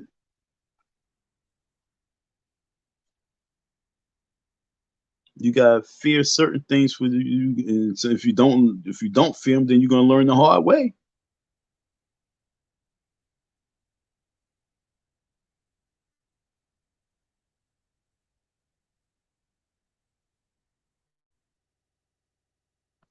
You see, good.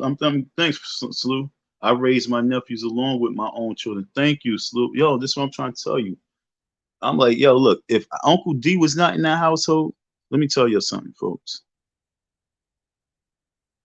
My nieces and nephews are pretty okay. Okay? My nieces, this is the funny, I'm gonna tell y'all like this. When I go to sleep at night, I swear to you, I really don't have a Okay, I'm lying when I say this. The reason why I do have a concern is because my nieces and nephew are they're beautiful children. But I don't have the fear of nervousness of thinking like, oh my God, where they at? Where they at? Because I know they know not to be in the streets. That's not even really an option for them because of having uncles, me and my brother, and then their brothers and their uncles on their side. But when you have some knucklehead uncles, it's like having a dog. It's like having a pit bull. You can have a pit bull. I can have a pit bull. My pit bull can be well trained in the manner where I can walk my pit bull down the block. Okay, I mean I meant this. I mean this when I say this. My pit bull I can walk down the block and never ever ever have to put a leash on my pit bull. I point to the ground my pit bull sits. I look at my pit bull. My pit bull understands what I'm saying because I pop my pit bull enough in the fear factor of love that my pit bull loves me and fear me at the same time and love me more because that fear is nothing. The fear is what's called respect. I remember one time my mom thought I was killing my dog and I was just hitting it. I was popping it. It was a pit bull. I was popping it on the butt with a 2 liter bottle, but it was empty. So, you know, it's just, you know, how you hit somebody with the little 2 liter bottle, it's nothing. So I was just pop, pop, pop, pop. And so it sounded crazy, but it was this disciplined dog. Like, you can't do that. It didn't hurt it because even before I hit it, I popped me first and like, okay, you good. Pop, pop, pop, pop, pop. It's just a sound that was like, what are you doing? The dog, because the dog, pit bulls are so sensitive. They like babies. But yeah, you ain't gonna shit in here no more.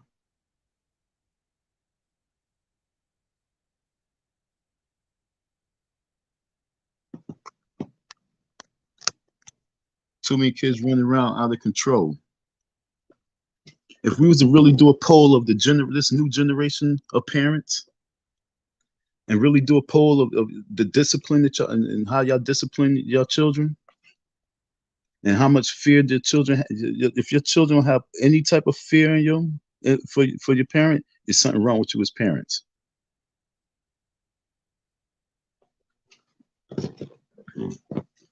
If your nieces and nephew don't have a certain level of fear for you, there's something wrong with you as an uncle. Your authority is not there.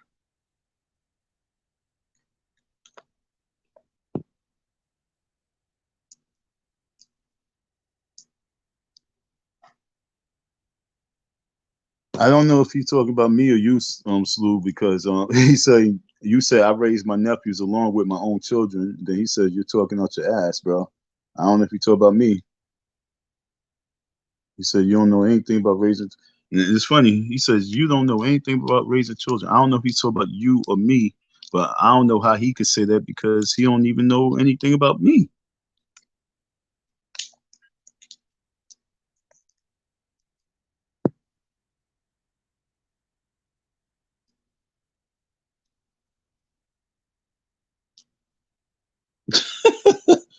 Parents need to protect their children from. Yo, look, Jay, you seem like you just over here trying to like. You should go to another panel because, like I tell people, if you're not here in regards to supporting me, you are enemy to me. Don't try to direct people to be looking at me funny style because as long as I can have one person in agreement, I'm really good. Then I'm really look at you funny because I told you I look at people as just being possessed by demons. Period. Like I say, the only way we're going to stop the violence is when we have more parents parenting their children the right way. The only way we're going to end this black on black hate is when we stop hating on each other as adults and when we can accept real criticism for what it is. Like I say, can you imagine Malcolm X living with social media? Can you imagine that?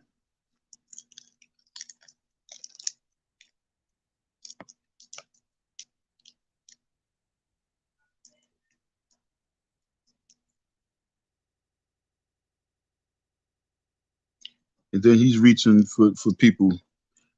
He says, I'm talking from the ground. He's talking. Yeah, I'm talking from a godly point of view right now. Yeah, you're right. I'm talking from a godly point of view. You talking from an earthly realm. You're right. I'm speaking from a godly realm. You speaking from an earthly realm, earthly realm that's been polluted.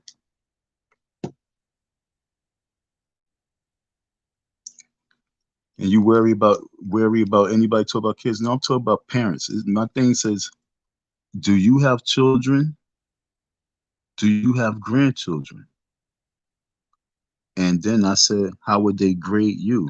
It's not talk about kids. Don't try and change my narrative, homie, because you are not in the household with your children. This is about parents.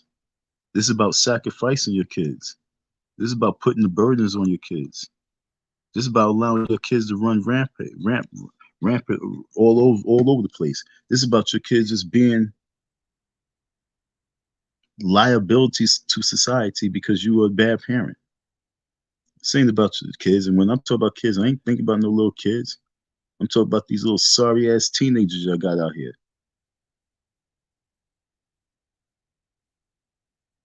I'm talking about every child that's out here and that you look at your child and be like, this ain't worth shit. That's what I'm talking about. And then I'm saying that how are we going to rectify that?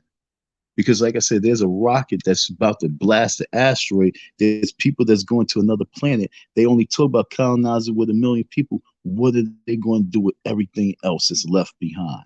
And if we are not checking ourselves, we're going to self-destruct because we're going to kill each other because we don't understand how to deal with each other because we can't tell you cannot sweep your garbage across the street and put it in front of my house. That don't make sense.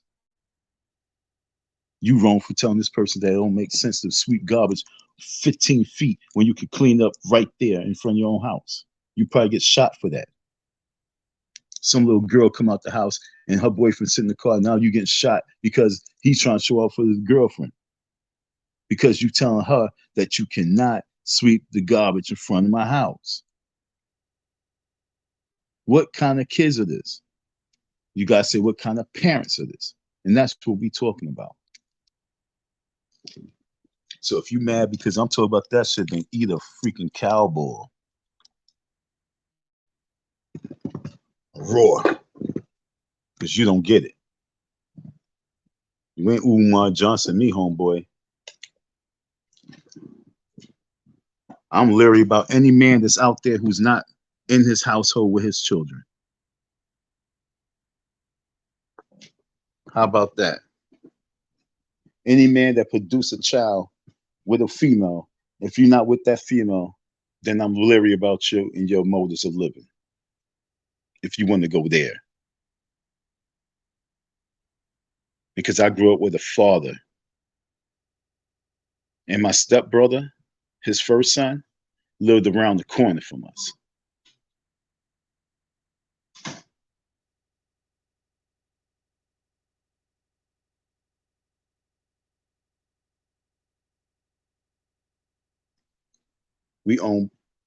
My father owned both the houses.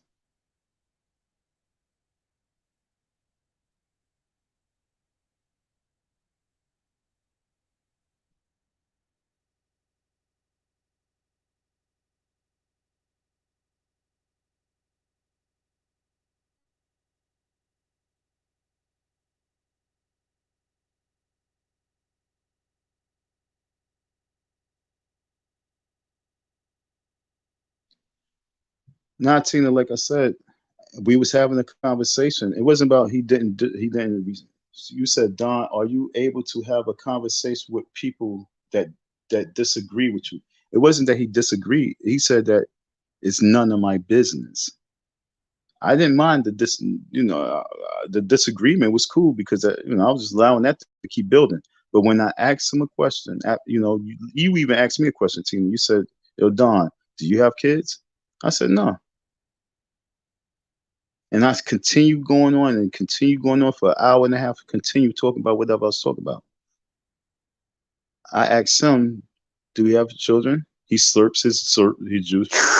Go ahead. I said, do you have children? He said, yes, I do. Then I said, do you live with them? He says, that's none of your business. And so I was like, well, there's no reason for you to be on my panel. You can leave. That's why I did it. Okay. That's why I told him to leave. He was very rude. He said, that's none of your business. So then I got quiet. I just got quiet and I just let the crickets talk for a little bit and see where the conversation was going to go. And it went nowhere. I was like, okay, well, then you can go. Go back to the replay. That's how that went down. Like I say, don't get mad at me because it is what it is.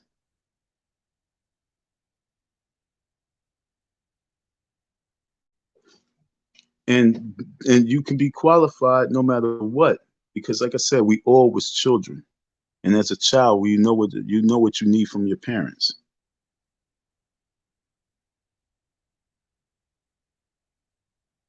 And so I'm not talking about how to raise children. I'm talking about what not to do to raise children. And one thing you need not to do is have a broken home. Trying to raise kids in a broken home.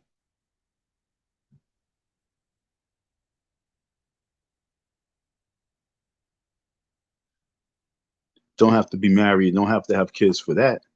That's common sense.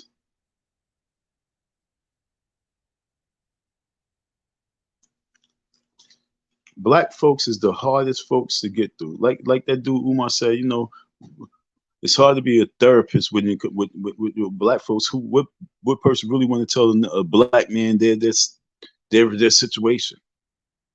It's easier for you to go to some Singh or Cowitzky, but it's hard for you to go to Johnson. Because then you take it personal, like who is he to be talking about? He's a therapist. He's giving you therapy. Well, I don't like what he said. You're not supposed to. Because if you liked everything a therapist was giving you, then he's not really giving you no therapy. He's just stroking your ego.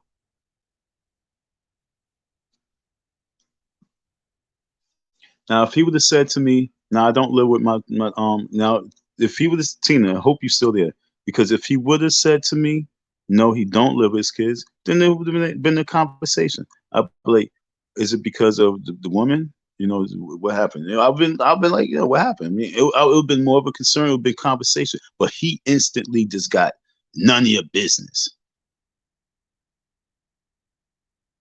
What, you a cheater? You a dog? What's the problem? You're a womanizer. Truth is, you don't want the truth to come out about who you are, your real character.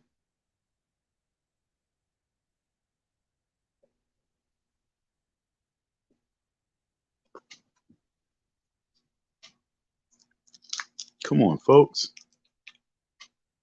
The only way we're gonna get through the door is by accepting it.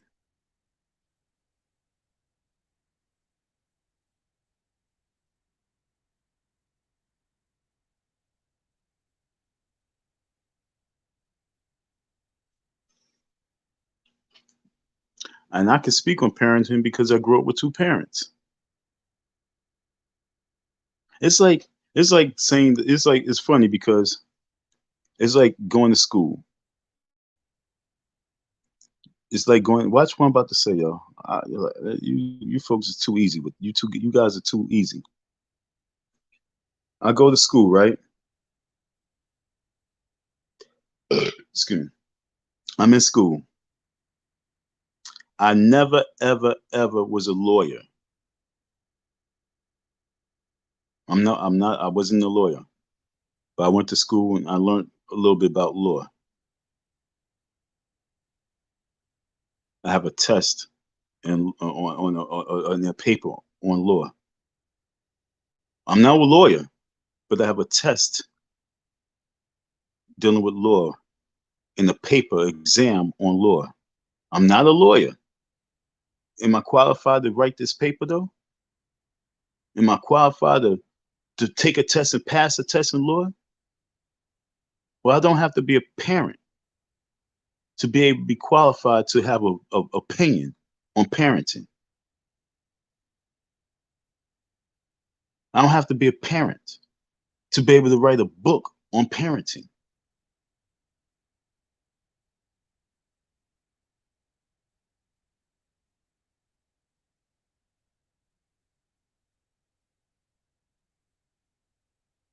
Black man rise, original rebel. All you have to do is be able to study. How many basketball coaches never played basketball, but they coach the team? Damn, this guy's a master what he do. I break y'all niggas down too easy. I'm gonna say that shit again. How many coaches are coaches but never played the sport?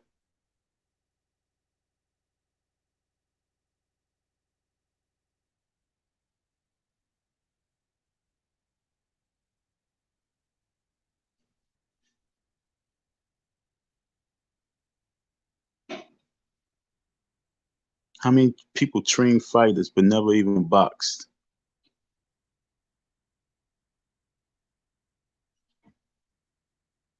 Y'all need to get off of those things y'all been riding on. That's been excuses that y'all ride on so that you ride on the excuse so you can hide from the truth. You ride on the excuse so you can hide from the truth. You ride on the excuse so you can hide from the truth. You ride from the you ride on the excuse so you hide from the truth. Stop using these things as excuses, folks. Bad parenting is bad parenting. In my definition, for all those people who's going to have babies, okay, look, from 2022 and beyond, just like if I was to colonize a new planet, bad parenting is independent mothers. If once you become an independent mother, that's a sign of bad parenting. Good parenting is having the mother and father in the household with the child. So from 2022, that's the mentality now, folks. Break that old wave. Good parenting is only when it's about parenting with two parents. That's only good parenting. So when you have a child, make sure that you having that child with the father and with the mother, and you are going to raise this child together. That's only good parenting. Everything else underneath that is not good parenting. That's babysitting. So you got to decide whether you're a babysitter or you're a parent. And I get to see the kids on I watched the kids on the weekends. That's not parenting, that's babysitting.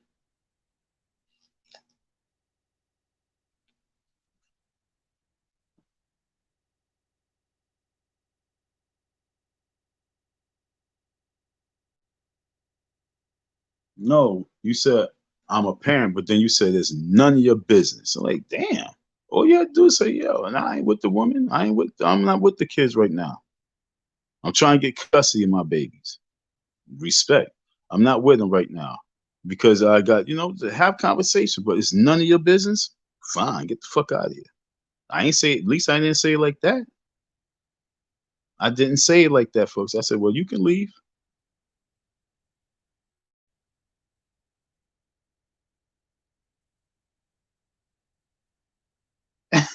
And I'm definitely not intimidated by shit. Hells no. Don't think that. Like I said, don't be in the chat doing all that chat talk, which I don't mind. I really don't mind. But I'm saying don't be doing all that chat talk and not defending. You came on, we was talking. You said that I don't have no right to be talking. And I asked you a question, or are you living with the child? Shit, just because you birth a baby, do that make you a parent?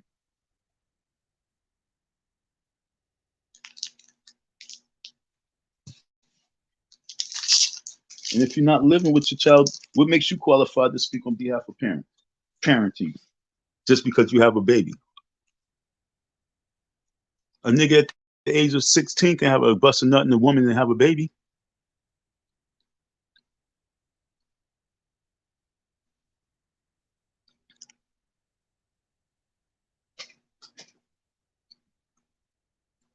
Let's say your 15-year-old son came up to you and say, "Yo, dad, man, I wish that you would have gave me the condom, man. I got her pregnant. She gonna have the baby. What am I gonna do? I don't know nothing about no kids." And then I come and I'm talking to him, and I don't have. He gonna look at me and say, "You ain't? Are you a parent? Well, you can't tell me shit, huh? Huh, Jay? This 15-year-old boy who just became a father, he gonna tell me I can't tell him shit on parenting, huh, Jay?"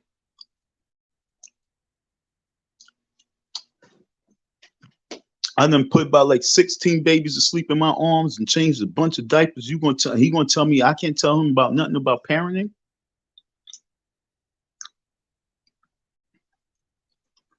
I deliver my fucking niece, and you gonna tell me I can't talk about parenting? And you 15 with loose nuts having a baby? Come on, Jay. Just because you bust that nut don't make you qualified to be able to talk about parenting.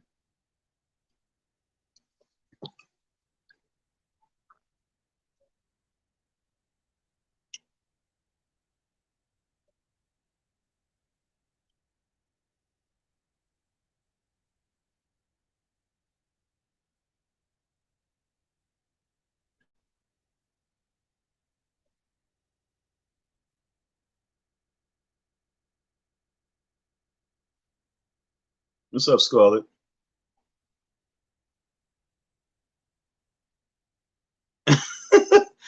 Yo, so if too many people have so much to say about things they don't know, and I'm talking about the topic we talk about is, are you a parent? Are you a grandparent? That's what we talk about. Don't take things to heart because you are not doing your part in life. Accept it. It's like being on the team, you know what I'm saying? And you having a team meeting. You had like 3 errors in the game, man. You can't start next game. You gotta do a little bit more practice. Don't be mad. Just practice harder. Don't be mad. Now I'm gonna speak in general about black men. I'm a black man. We as black men need to stop really making excuses for our failures. We as black men need to stop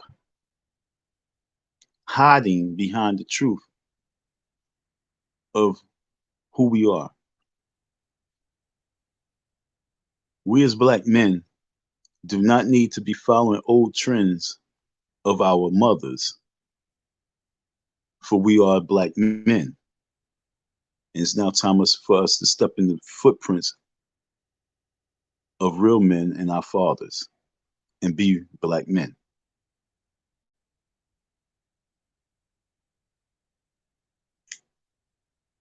That's what we're talking about. Because there's a rocket that's going to hit an asteroid. Jay, are you having that conversation with your children? Jay, what's your evacuation plan? What's your state of emergency plan? Do your children know?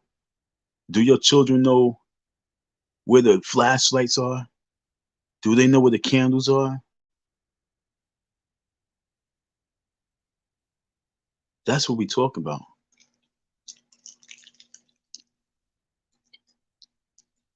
We're talking about preparation, but so many of us cannot prepare because we're not even good parents because we're not even in the households. How can you how can you tell them where the flashlight is when you're not even in the household?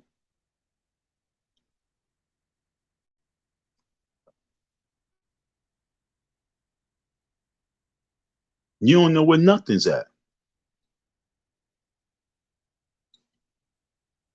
You're gonna have to leave where you at to get to your family for them to tell you, yo, dad, the flashlight down there in the basement.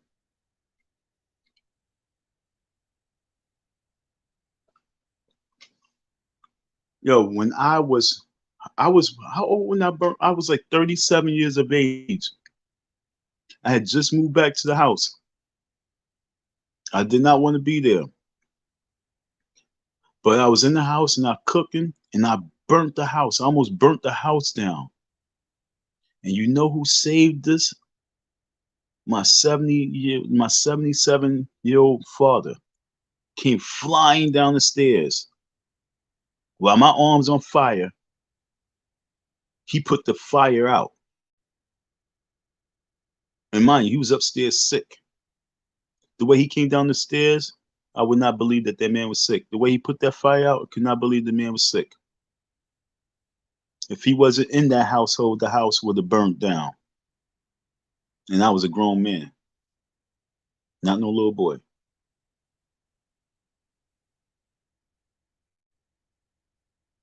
Thank you, Dad, for being there. I'm gonna tell you, it's so sad because, like when my father was alive, if we gave him a report card, we probably gave him a report card off our personal emotions.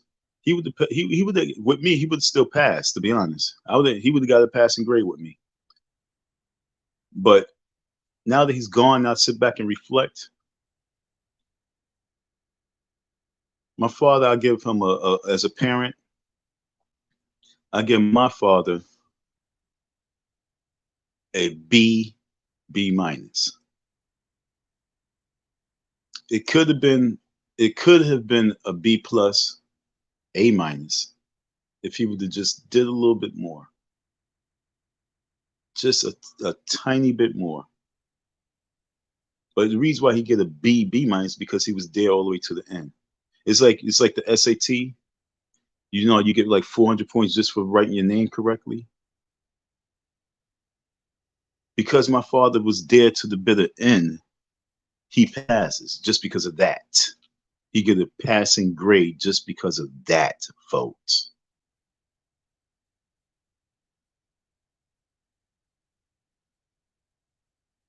Now, depending on his passing grade, it's all about what he's done by just being there. And because he could have did much more, he could have did a little bit more, he could have showed a little bit more. You don't get that A minus, that B plus. You just get a B minus.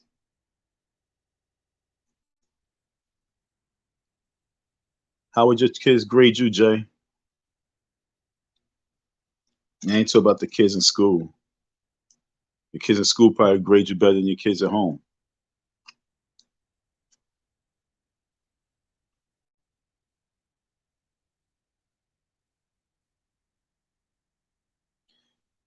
He kicked himself off. He said, "It's none of my business." You're gonna come on my panel and then I ask you a simple question of, do you stay with your kids? And you say it's none of your business. He might as well say that's none of your damn business, nigga.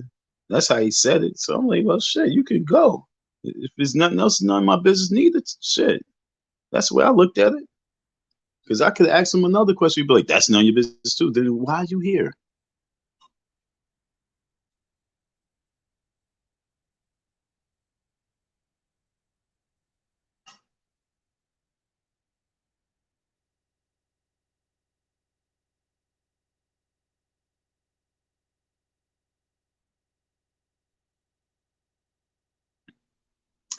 It's a rare opportunity for him to be on my panel, or was it an honor and privilege for him to be able to speak to me live? I can look at both ways. I can look at the other way as well.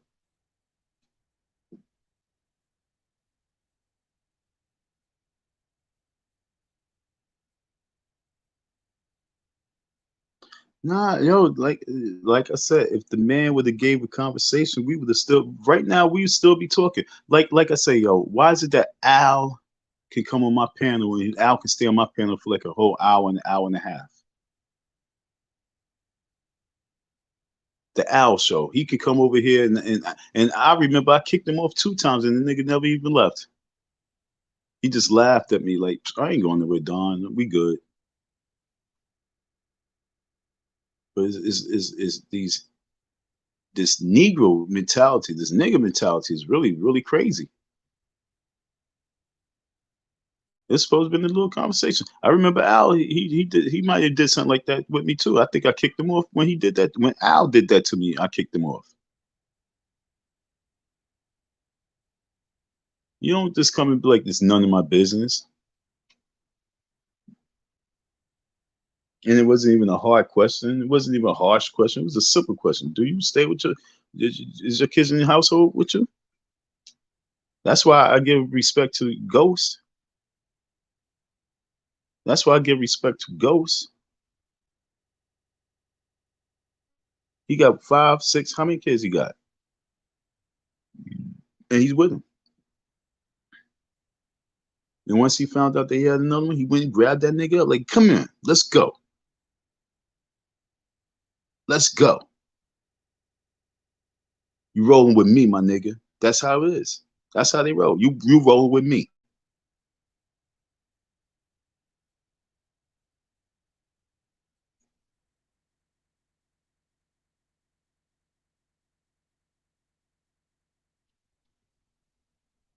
I'm actually looking at one of his children right now.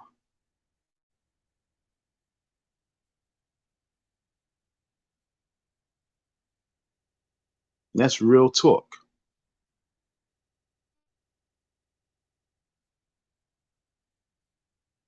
Nah, it's not about me. It's about you folks out over there. The way y'all be thinking it's supposed to go. None of you guys are privileged like that.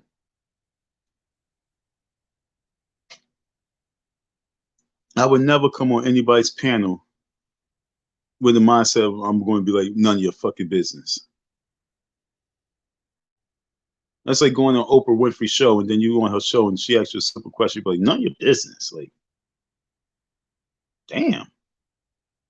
Okay, we gotta go to commercial break.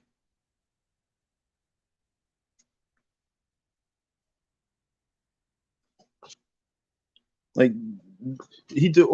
You got if you ever rewind this shit and you go back, it came on the first time and then he had bad connection. We was all cool. Then he came back again, and he all came because he was in his feelings. And it's not about him, but we're gonna make it about him because he's a parent, and it's parents like this that we gotta talk about. So we're going to talk about the broken home parents. Okay, so for all you broken home parents, let's talk about that. It's hood therapy. Would you do it all over again and live a broken home life, or would you rather have it where you have both parents? That's a question for you. For all you single mothers, would you do it all over again and be a single mother? Would you have another baby to become a single mother again, an independent, strong single parent, or would you rather have the male figure in the household with that baby? For all the women who's like in their young 20s or early 30s who have only one child who would like to have another child, but right now you're dealing with being a single mom right now. With that next single child, would you do it all again to be another single mother, or would you rather have the male figure in the household with you?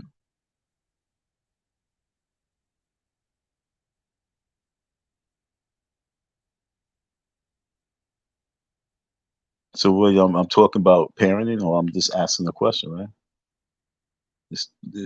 See, I grew up in the days of Arsenio Hall when he said things that make you say, hmm. I used to love that. Things that make you say, hmm. That's all I'm doing. Things that make you say, hmm.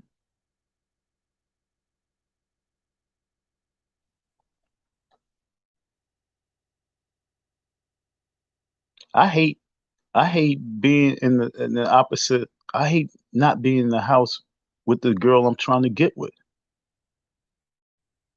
You know what I'm saying? I hate when I'm trying to get up with a shorty and I just talking to her on the phone and we not really getting up with each other. We're not in the same household together. So I can't imagine what it feels like not to be in the same household as your child and the woman that you bear the child with. And then it's like, how do we get to these levels? Is because we don't know how to deal with each other. We just know how to lust for one another, but we don't know how to love one another. And that triggers down to the child. And that lack of love, they go and they find it from someone else. Especially with like a lot of the girls, they when they don't have that fatherly love, they go get the fatherly love from men. That's a known fact.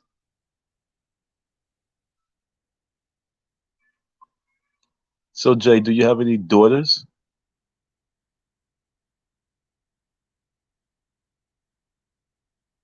Understand what I'm saying, folks?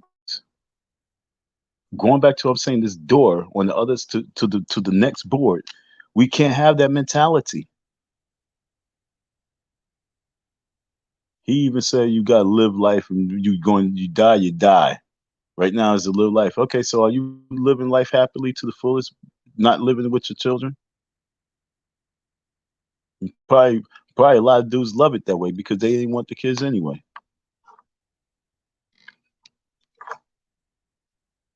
I asked my moms, was I really wanted? So I'm asking you, Jay, did you want these kids?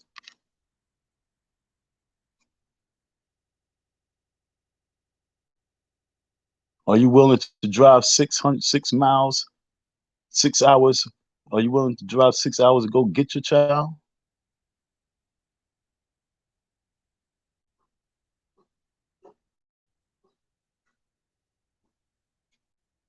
Or you be like, well, shit, yo, that ain't my burden no more. You know what I'm saying? Where we at? We got to break this curse and break this spell that we living in.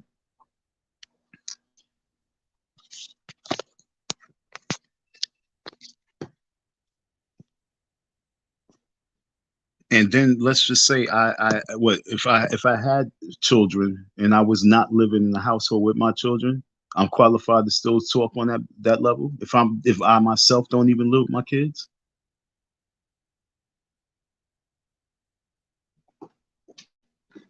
so now I have to be a parent for me to be able to talk to a Jay. I have to be a parent that's 100% perfect.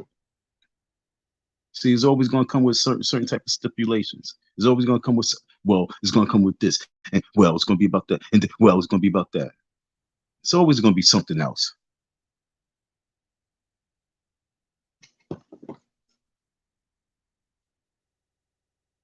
I'm thinking about Umar now. Well, look at Umar. He got two kids, and he don't even see his baby. He don't even see his babies. He's talking about everybody else and their children, and he don't even know where his kids at.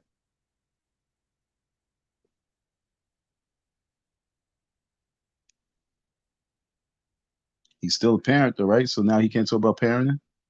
So that's what I'm saying. He's always going to come with something else and something else and something else.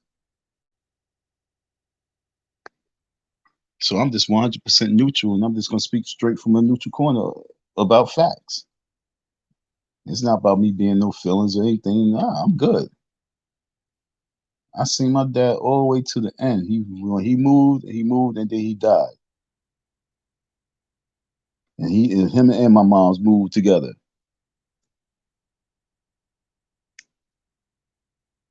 My mother was there when he died.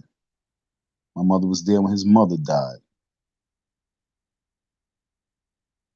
She was there with my father and my grandmother, my mother. So I need a special woman because I'm a special seed that made it into this world.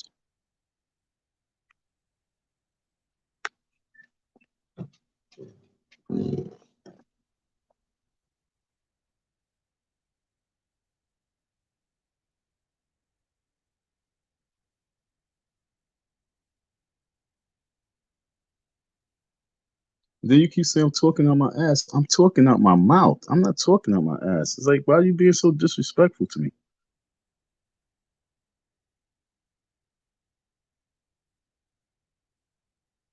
No, Skull, yo, Skull is stupid.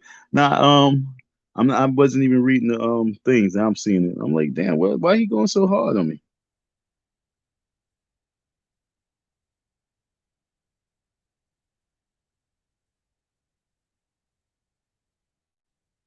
Tina's back, but she said, "Yo, his rant yesterday was weird. I had to change the channel. Did you catch it?" So Tina, if my rant yesterday was weird, why are you back today? If I was weird yesterday, you don't think I'm weird today? Yesterday wasn't even 24 hours ago. I'm still in weird mode. And it's funny because I listened to what I saw about yesterday. I think I did. Yeah, I was listening to it this morning. I was listening this afternoon. Nah, I wasn't. Nah, I was on point. It's just weird to you folks because you folks really are not at the right frequency right now. Y'all got to turn your dial up, turn your frequency up. I'm serious.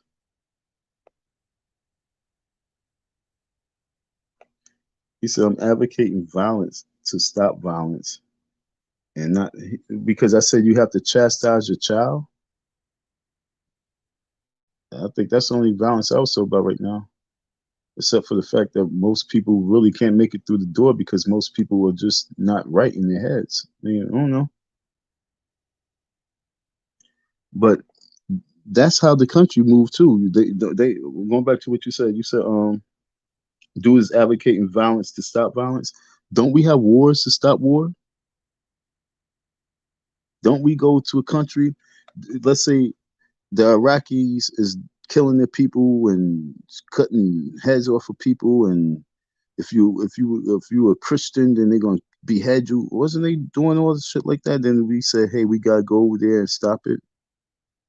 Violence for violence for a solution. I'm saying for us to prevent violence, we need to put love. And for us to really prevent violence with us, we need a tough, stern love. And we have to be acceptance of this shit.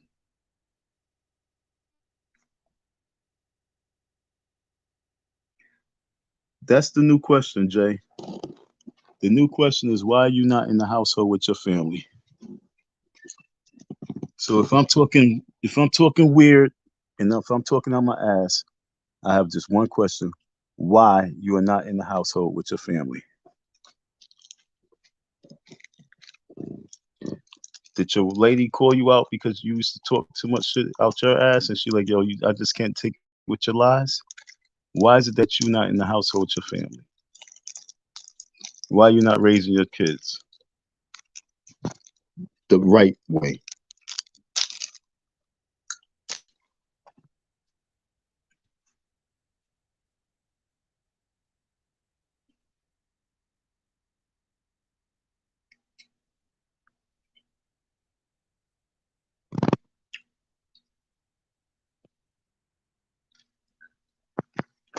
Scarlett, it was about like 3 minutes.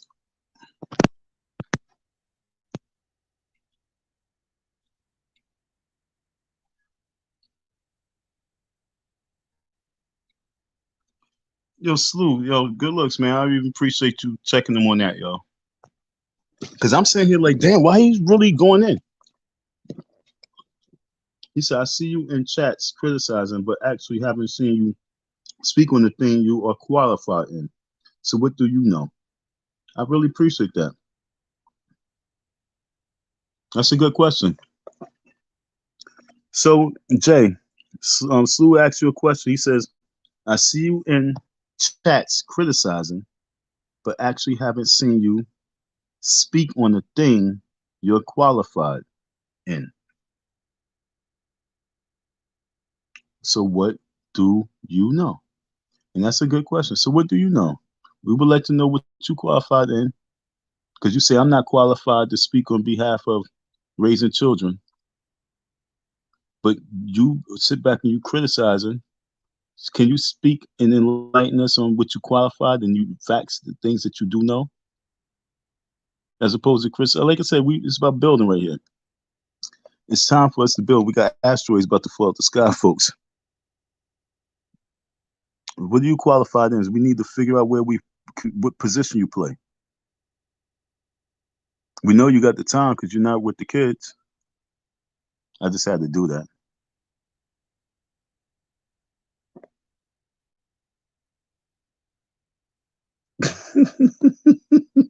Oh, he did say that. He said, "We know you got the time because you're not with the kids, so you can't use that excuse.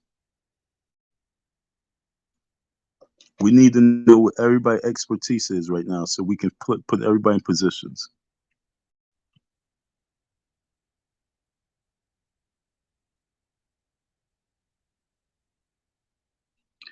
And that's what I'm saying, Jay. I know you do. You be chilling. I'm trying to figure out why the hell you got triggered. Okay, I'm glad they even seen this one. I'm not mad, you Jay. I'm not mad. You're not even on my shit list. You cool? Jay was chat lives matter. Once I realized he chat lives matter, I don't really have no beef. I'm like, why he's mad at me? But I'm touching certain yo.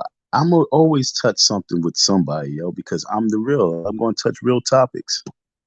You know what I'm saying, Tina? I'm going to really touch real topics, and then I'm gonna be the one who's going to really get underneath your armpit. You remember when you was younger and your nipple became hard? You had that little knot in your nipple that should hurt like a motherfucker. That's me. I'm gonna be that little ball in your nipple, that pain. It's gonna eventually come out. That's when you mature. But as long as you're not maturing, I'm gonna be that little pain in your nipple. That's the best way I can put it. I'm gonna be that pain in your nipple. You know how you wake up, you're like, damn, what's this? What's that pain?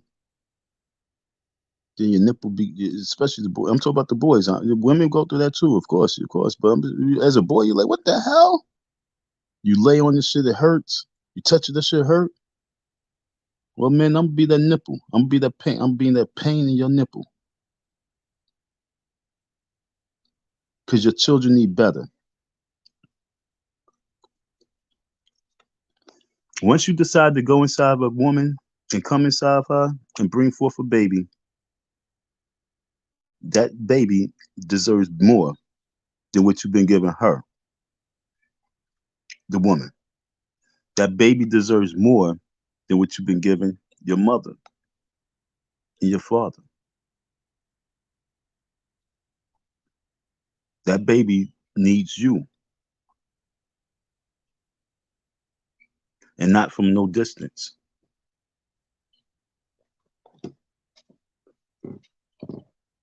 So, I mean, that's what I'm talking about. I'm talking about, are you a parent? Are you a grandparent? Because these children need you, and there's no long, you can't keep sacrificing these kids. Yesterday, I was talking about how we keep putting burdens on these. No, that was earlier today, but passing the generation down the burdens.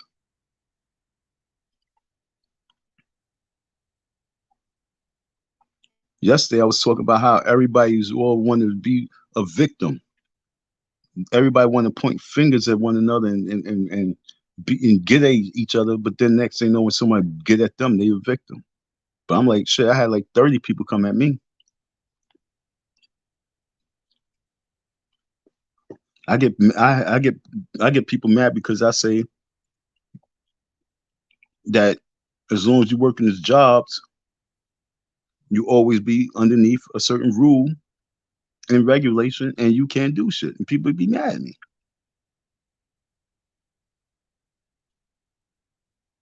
People want to get mad at any and everything because they know it's real. And that's the only reason why that triggered him. Because, he came here because he's like, what is Don? He came here with the whole mindset like, who is Don to be talking about parenting? As opposed to really get what Don was really trying to give him. Just do better, folks. Especially if you could bring another child in the world and you still have age and the body is good enough to bring another baby in the world. Learn from this mistakes, learn from all the mistakes that you had, and do better for this one. Be the parent, not the babysitter.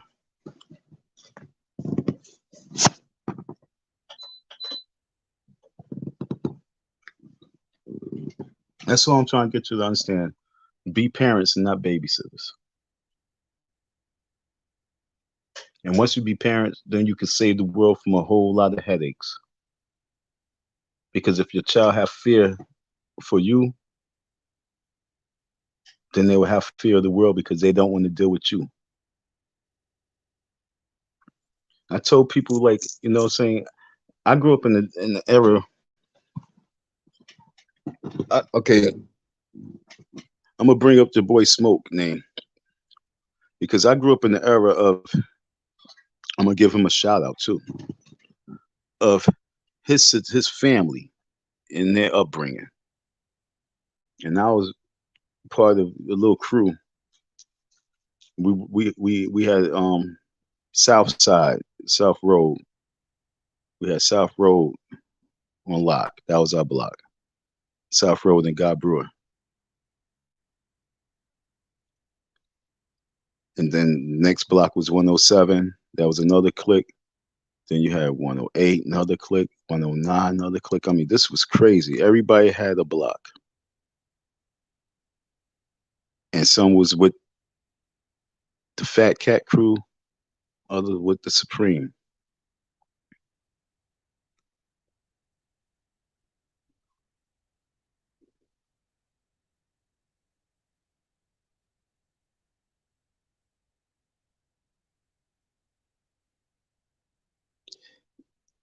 The money out there was ridiculous. I remember I was about 15, 15. I don't even know. I think 15. And I remember going to the block, and my boy said, yo, take this. He gave me a pack. It was like 500. It's a 500 pack. And I'm looking at this shit like, what the fuck? He gave me the pack. He gave the other dude the pack. He gave about like 5 different dudes packs. And I remember coming home with this pack. He gave it to me. I just came home. I went straight to the bathroom. I'm just looking at all this shit on the floor, counting it. I'm like, oh my God, I can't believe I got this. I'm in my house with the shit. First of all, that's gangster. And then I'm sitting in the bathroom, right next door to my father's room. And I'm just in this bathroom, like, trying to really decide if I really want to go in the streets and move this shit. And so I go outside, I get to the block, and in my mind, like, want to give the pack back to the nigga. But once I get to the block, we just start moving, like, like, oh, damn. And so next thing you know, that pack was gone before I can know it. And then I'm out there. And every day I go up there to the block, and we sitting there, we looking at, and we start analyzing. The church over there, they got police in there. Yo, you see the ambulance that keep coming by. Now we start looking at everything in the street and becoming every paranoid, everything in the street. And the only thing I can think of is, like, if my father drives by and see me out here.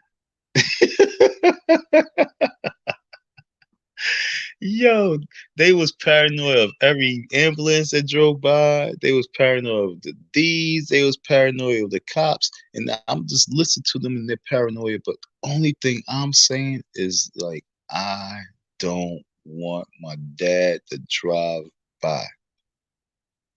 And we was only about like 5 minutes away from my house.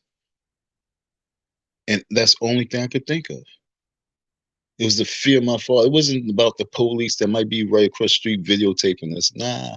It wasn't the ambulance that drives by like 3, 4 times watching us. Nah. It wasn't the D's that's posting up on the corner. No. It was like, yo, if my dad drive by, he gonna fuck me up. That was it.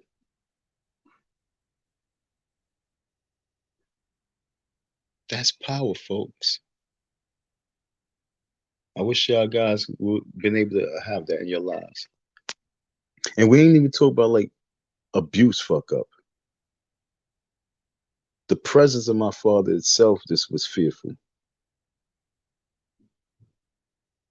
Him saying my name was fearful. And then him coming towards me with that belt was even more fearful. It wasn't until I got to the age of 15, like I said, 15, when it wasn't about the belts no more. Now it's about, like, I'm about to fuck you up. You're not no little boy no more. and I was working out. So I remember my father did some old crazy shit. He got mad at me over some stupid shit.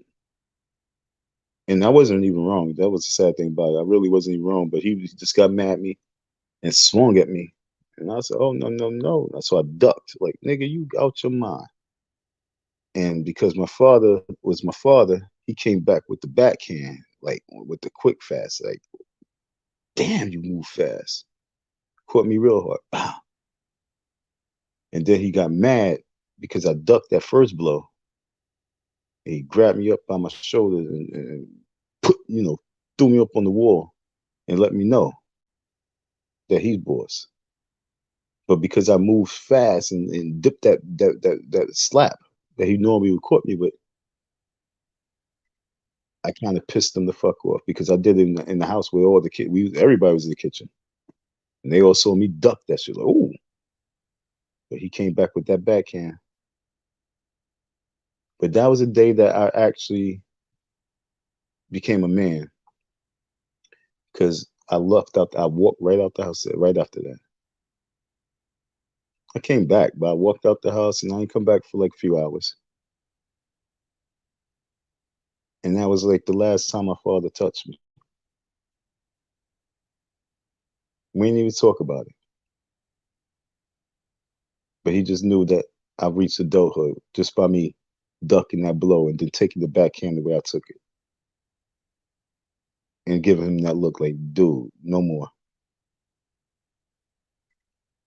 And the reason why I got hit with the reason why I got in trouble was because I put a plate in the oven. And when he came down, he said, "Yo, who got this plate in the oven?" And I was like, "I do." And then he was trying to bark at me about it. I was like, trying to show him, like, "Dad, it's an oven proof plate. It's microwave and oven proof. You can put it in the oven. It's not going to break." Do you want to hear a story, folks? To this day, I got that plate. I swear to God. Like, I have that plate. Like, I have that's the plate I use. That I just ate off the plate. Like I said, that story is a real war story. It's a story that really stays in my blood. I have the plate that I got the last time he hit me, the day I became a man. I have the plate. I'm the king now.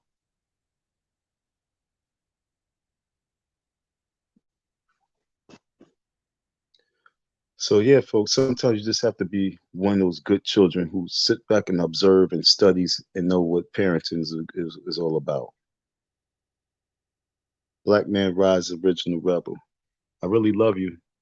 Thank you all for conversing with me, coming to chop it up with me. Oh, damn, man. You guys are really writing in the chat. Oh my God, I'm so sorry. I'm blacking out. You guys are really talking out here. Damn. He said, "That's trauma." Shit, that was called beautiful. That was actually really beautiful because it was, like I said, it was that powerful hand that kept me out of jail. I ain't go to jail until I was like 20, like 21. But it sounds funny that I say that, but everybody that I grew up with was going to jail at 15, 14, 16, 17, 18. They done from 18 and like 21, they did 3-year bids. So like I said, so when I say I didn't get arrested till the age of 21, I thought that was beautiful. And then I think my first arrest was inside of a precinct. I went into a precinct to file a complaint, and then I ended up getting arrested. And they charged me for criminal trespassing in the precinct. Oh, yeah, fuck the police. Fuck the police.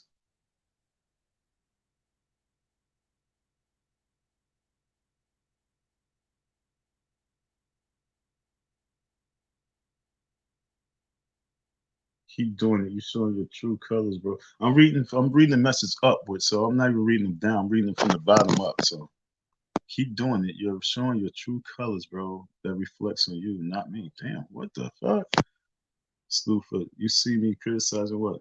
Yeah, I see you criticizing too. If someone else see it, because you out here criticizing, dude.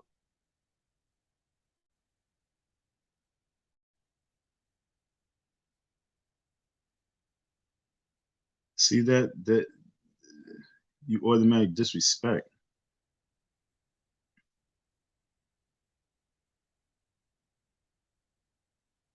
I can leave your channel if you want me to.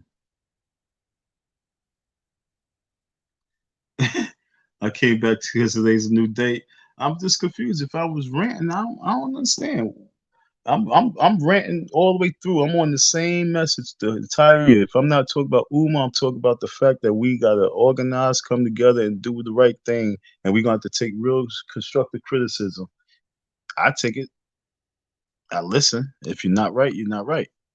If you're right, I'm gonna listen.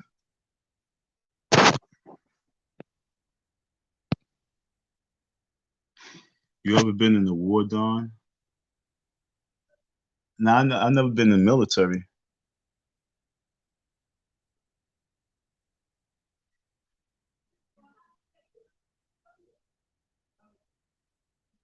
Oh,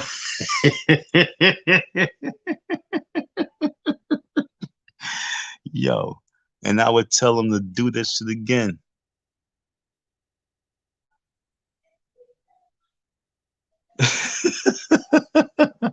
Yo, I meant that with all my heart. She said you told suicidal people to go ahead and do it because most suicidal people just say it because they want pity. They're not going to do it. A suicidal person is just a person that's living in illusion because they actually really are mentally off, meaning that they need babying. They need a special type of attention. That's all they do. That's all it is. Otherwise, if you're suicidal, you going to commit suicide. If you're a murderer, that means you committed murder.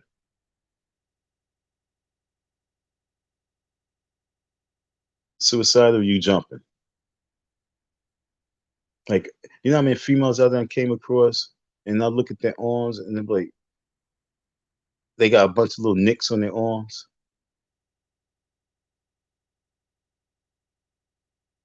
They got mad little nicks on their arms. I'm like, yo, what the fuck? And then they say, well, I tried to kill myself one time before. I'll be like, why? And then you listen to them like, so why don't you do it? And then they looking at you, they can't even answer the question. I'm really asking, so why don't you got, how many times you tried? I'm looking at like 1, 2, 3, 4, 5, like 6 slicks. And then when you talk to them and you talk to them and then you talk to them, then you realize, wow, you just did that so you can get into the hospital. I met this one girl, and she really said that she is going to the hospital, so she gotta be on some suicide shit. And then the bitch said because she wanted to get cigarettes. I'm like, yo, get away from me. I worked in a mental handicap place. Okay. This is why I say what I say. I worked with the mentally retarded people, the mentally disabled. I worked with them. If you're not like one of them, if you're not one who really need medication and you just one who just want attention, and that's your way of trying to get attention, don't front it, just do it because you're hurting somebody. You're hurting your mother who deals with it all the time. You're hurting the girl who deals with it all the time. You're hurting your man who deals with it all the time. You're hurting your children trying to deal with it. You're suicidal. You're not wanting to be here in this world and not just doing it. It's hurting a whole lot of other people. It's affecting a whole lot of people. That's not fair.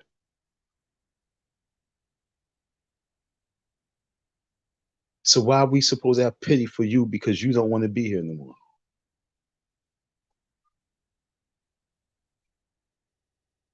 Now we might go into the reasons now. Now, once you start going to the reasons, it might sound depressing and all. Yeah.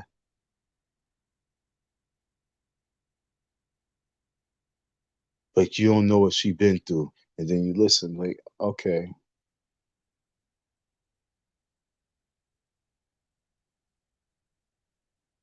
but that still don't say kill yourself.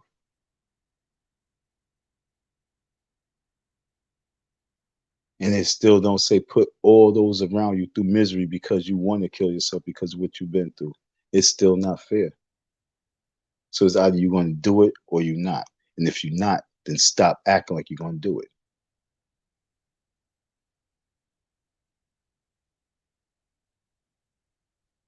So yeah, that's why I said that, Tina. Because like I said, I've worked with people who have really head trauma issues. I had to administer medication to people every day I worked. I had to give them meds 2 times a day. You understand what I'm saying? So if you're not a person that takes medication and you just living that life, and especially if you've never been abused, you know what I'm saying? If you wasn't sexually abused or anything like that, you just want to take yourself because you're a bad mother and you lost your kids and your kids are in the system and you used to be a whore and you used to be a drug addict and now you lost your kids and now you want to come on, man.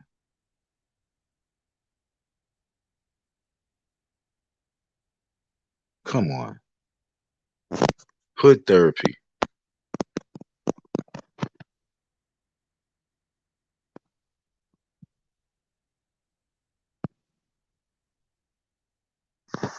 He said, if I told you that this habit of not respecting the boundaries of black people is a byproduct of the system of slavery, what would you say?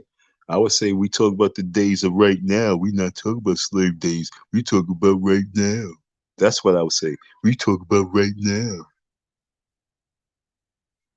But honestly, when you say, if I told you that this habit of not respecting the boundaries, what are you talking about? You talk about the fact that I asked you a simple question of,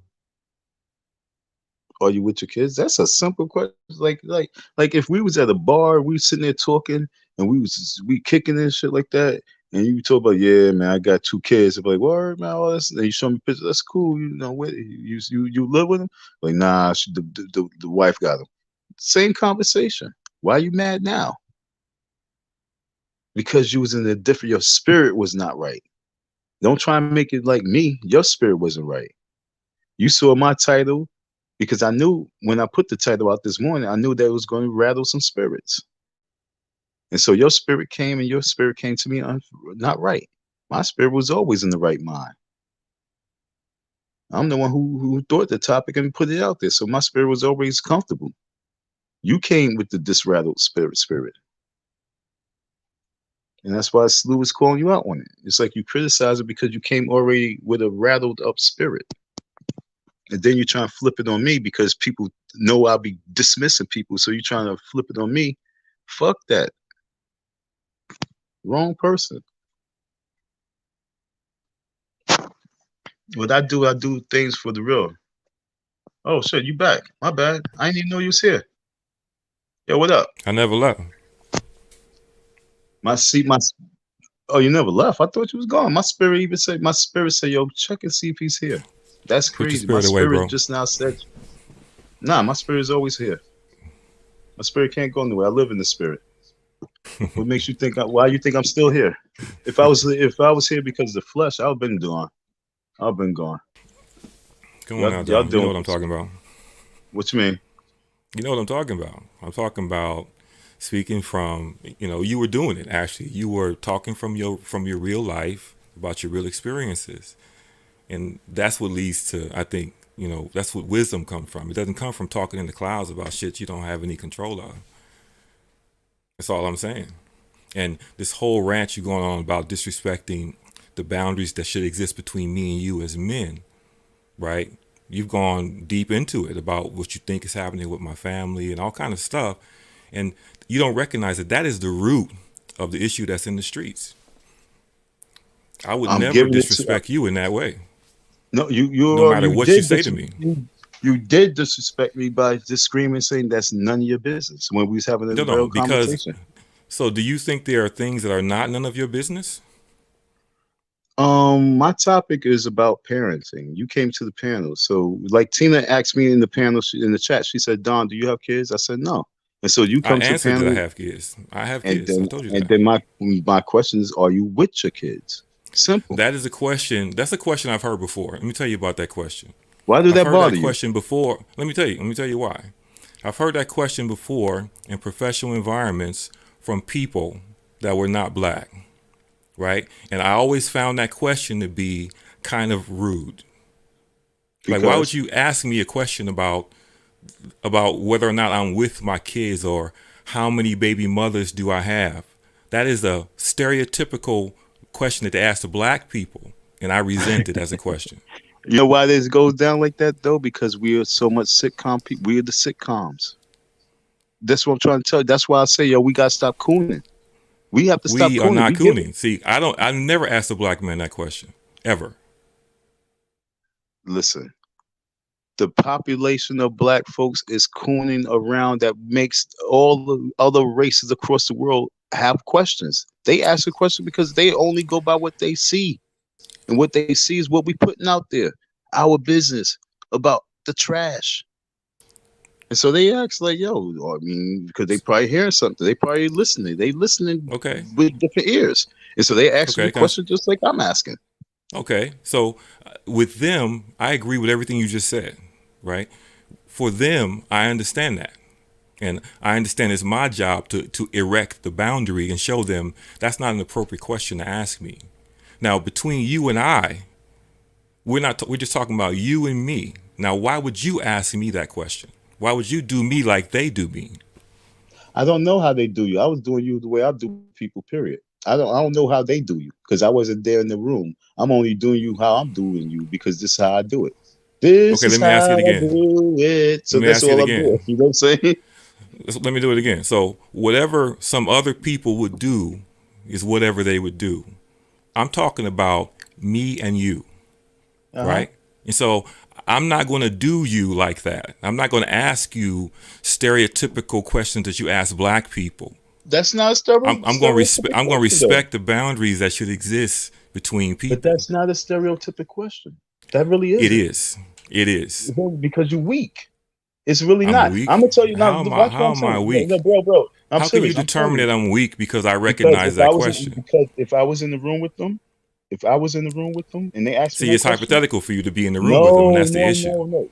You said you brought that up. I ain't know nothing about something that you brought up, so I'm only responding to what you brought up. If you didn't bring Right. that up, I wouldn't be bringing about the room. So I'm only talking about the room because you brought it up. So about these No, no. crackers in the room. I was just I'm trying to talking have about you I want understand my point of okay, but view. you brought me, and You then you can't also put said yourself in a so. room you've never been in You said before. so. Why would I do it with the same thing they did? You asked me Right? why would I, Why? and Why I would said you? to you, I don't know what they did. So now I'm about to respond to what they did, and I'm trying to Why? You stay don't on know. I mean, you weren't there. it. But if I was there, this Wh- if I was you, this is what I would Why have would said. you? Why put No, yourself wait. as me? Let's talk about Let me what just just happened right here.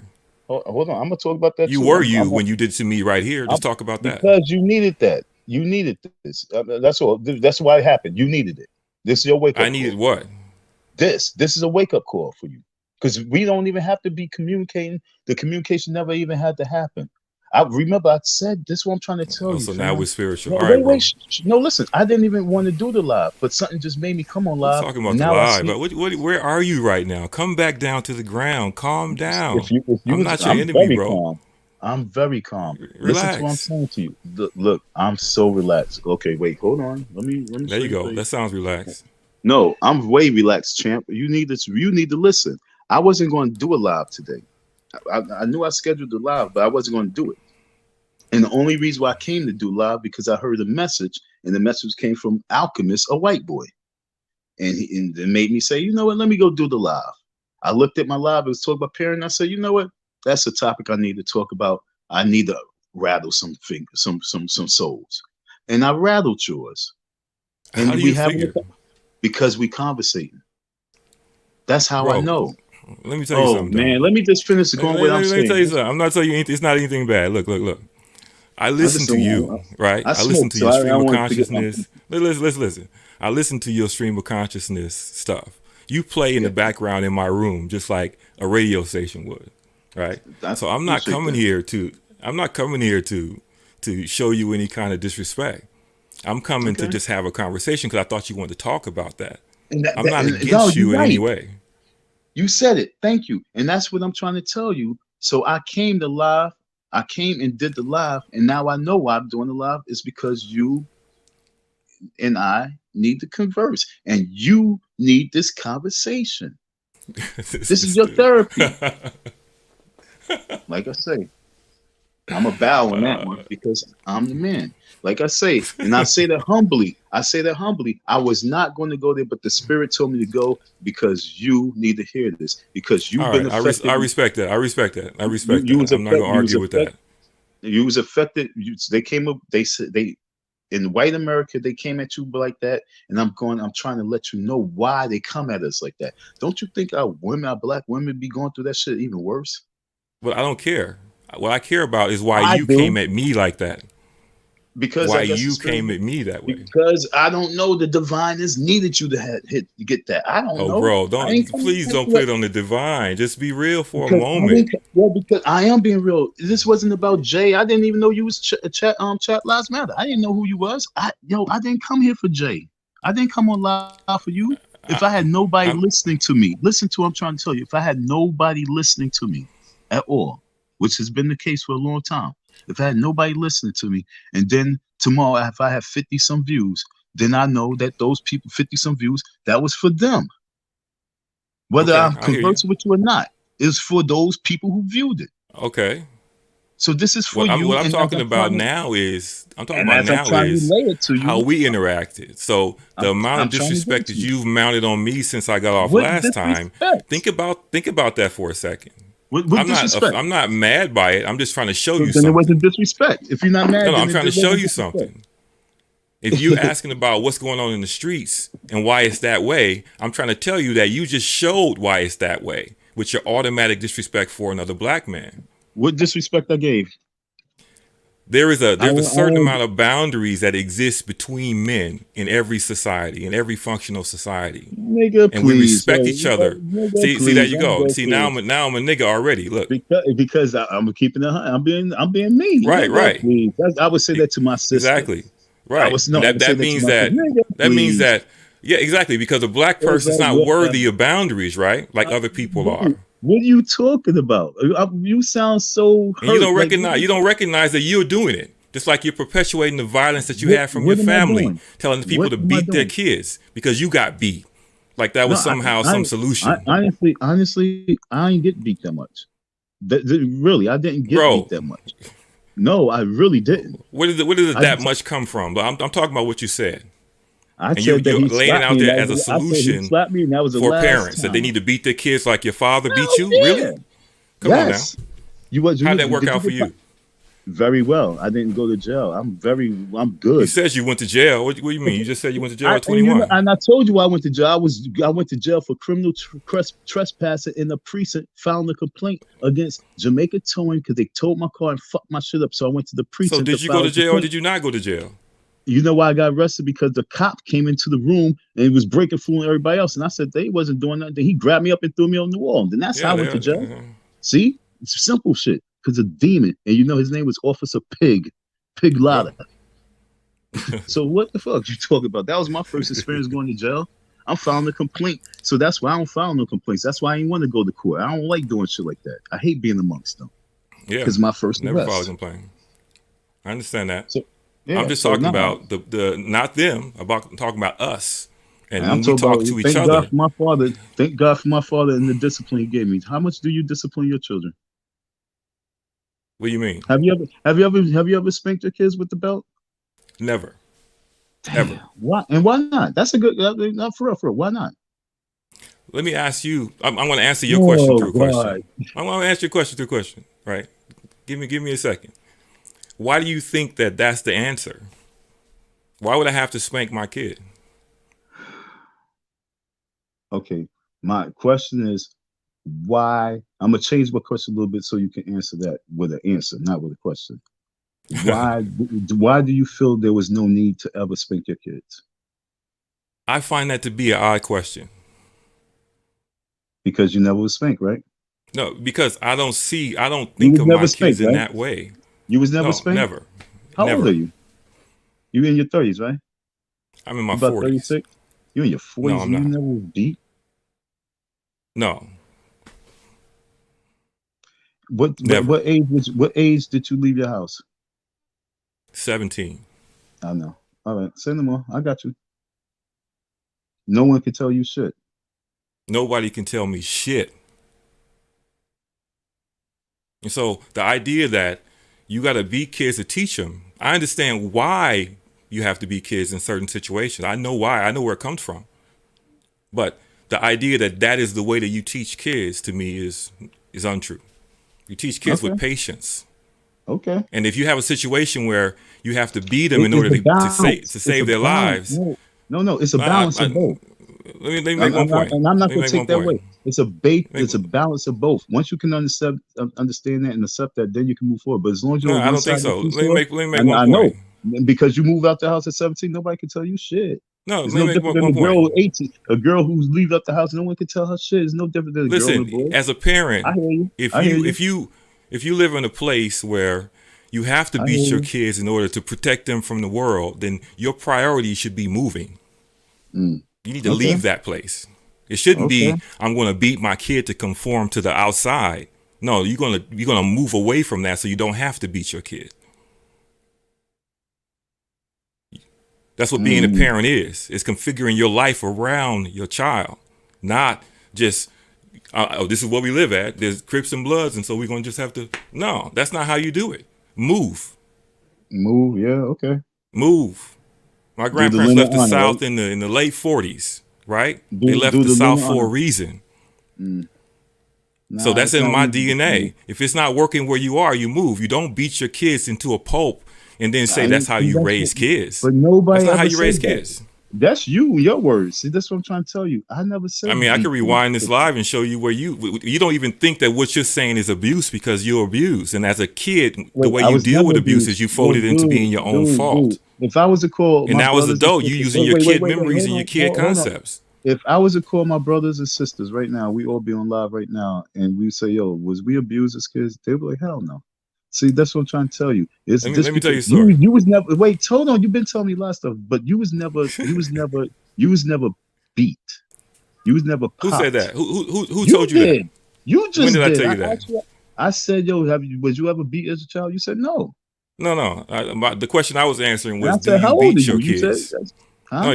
the question was about, do I beat my own kids? And then Have I you ever said got a whooping no, before in my life? and Yes, you I got a said whooping no, before in my and life. then but Well, no, I I mean, I'm said telling you my answer right now. You don't believe no, me? but you said no. You said no. I said, Okay, damn, so that's which what made me answer say, oh, counts? The one I said there that's a mistake or the one I'm telling you right now? the one now because I understand Okay, now. But now I understand. okay. Damn, y'all be too bickering, too much bickering.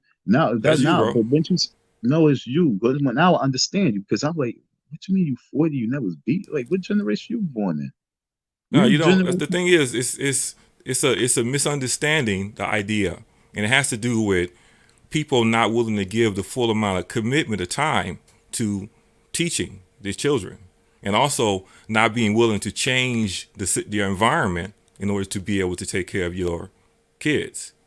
So sitting in a place like, wherever you were from and having to deal with that environment where it doesn't matter what you do as a parent, when you send them out the door, if they're in the jungle, they got to deal with the jungle. You know, it's not going to matter how good of a parent you were when you got stray bullets flying down the street. I So don't to know. break down the whole condition of people and say it's all because of whether or not the mother is single or not is to miss a whole hell of a lot, bro. That's all I'm saying. It's not missing a lot. The The whole point is environment that counts. this what you this what a single mother's missing. She missing the father, and that's the only thing that's missing. Everything else it don't matter. She missing the father. The person that she busted nut with, she missing that, and that's why everything's unbalanced. But see, you don't even see that, right? What you just did right there is disrespectful. Well, let it Right? be disrespectful. I mean, Is I'm it just different? saying. No, now I'm gonna tell you. That's the You know root what's of the issue. disrespectful? And I'm gonna I tell mean, you why is it got to the be who she busts a nut with? Why can't you show even the hypothetical woman respect?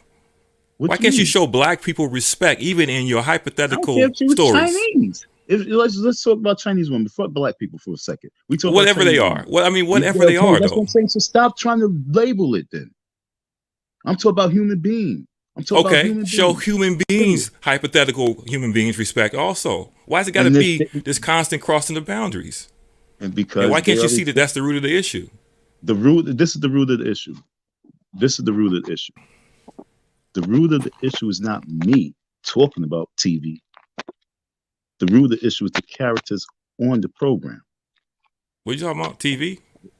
Exactly. Real life. Well, The talking world about. TV. Real life TV.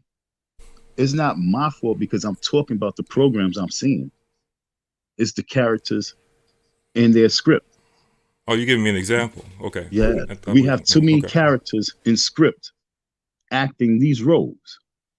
The role of single Nah, mother. They I act in don't. these I roles. disagree with that. I disagree with that. You can always disagree with it, but no matter All right. what, that's what I'm seeing out my window. That's what I'm seeing out my window. Okay, we do something. Can I ask you something? Okay. So You let's made me say. forget what I was trying to say because you just Oh, want to go keep ahead. going all over the place. I Okay. was really going Okay. somewhere Go else. ahead. So Nah, just won't you it was just something let me before know that. when I can? Let me know when I can Nah, talk. Cause I don't want to interrupt you. nah, you already did, but it was like two topics. It was no, it was really two topics ago.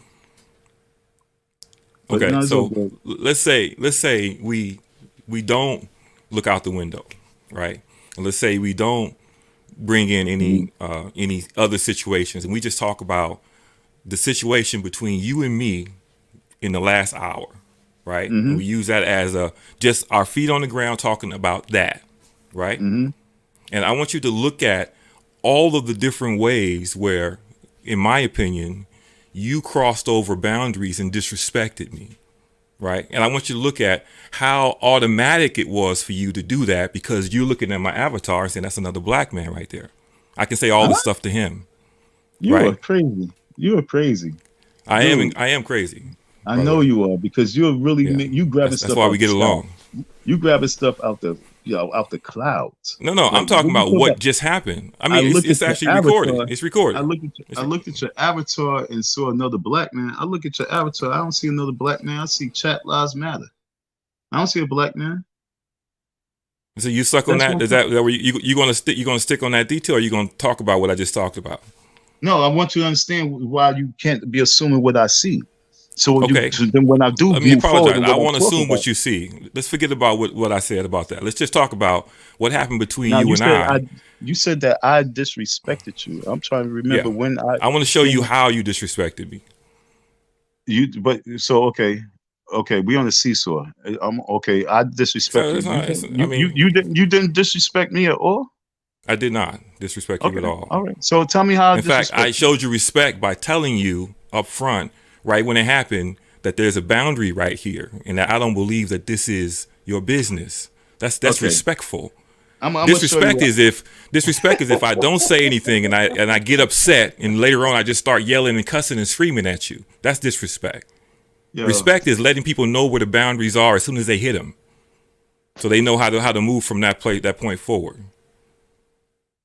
That's respect. So it's not disrespectful for me to tell you, hey, that is out of bounds. That's not what we're talking about.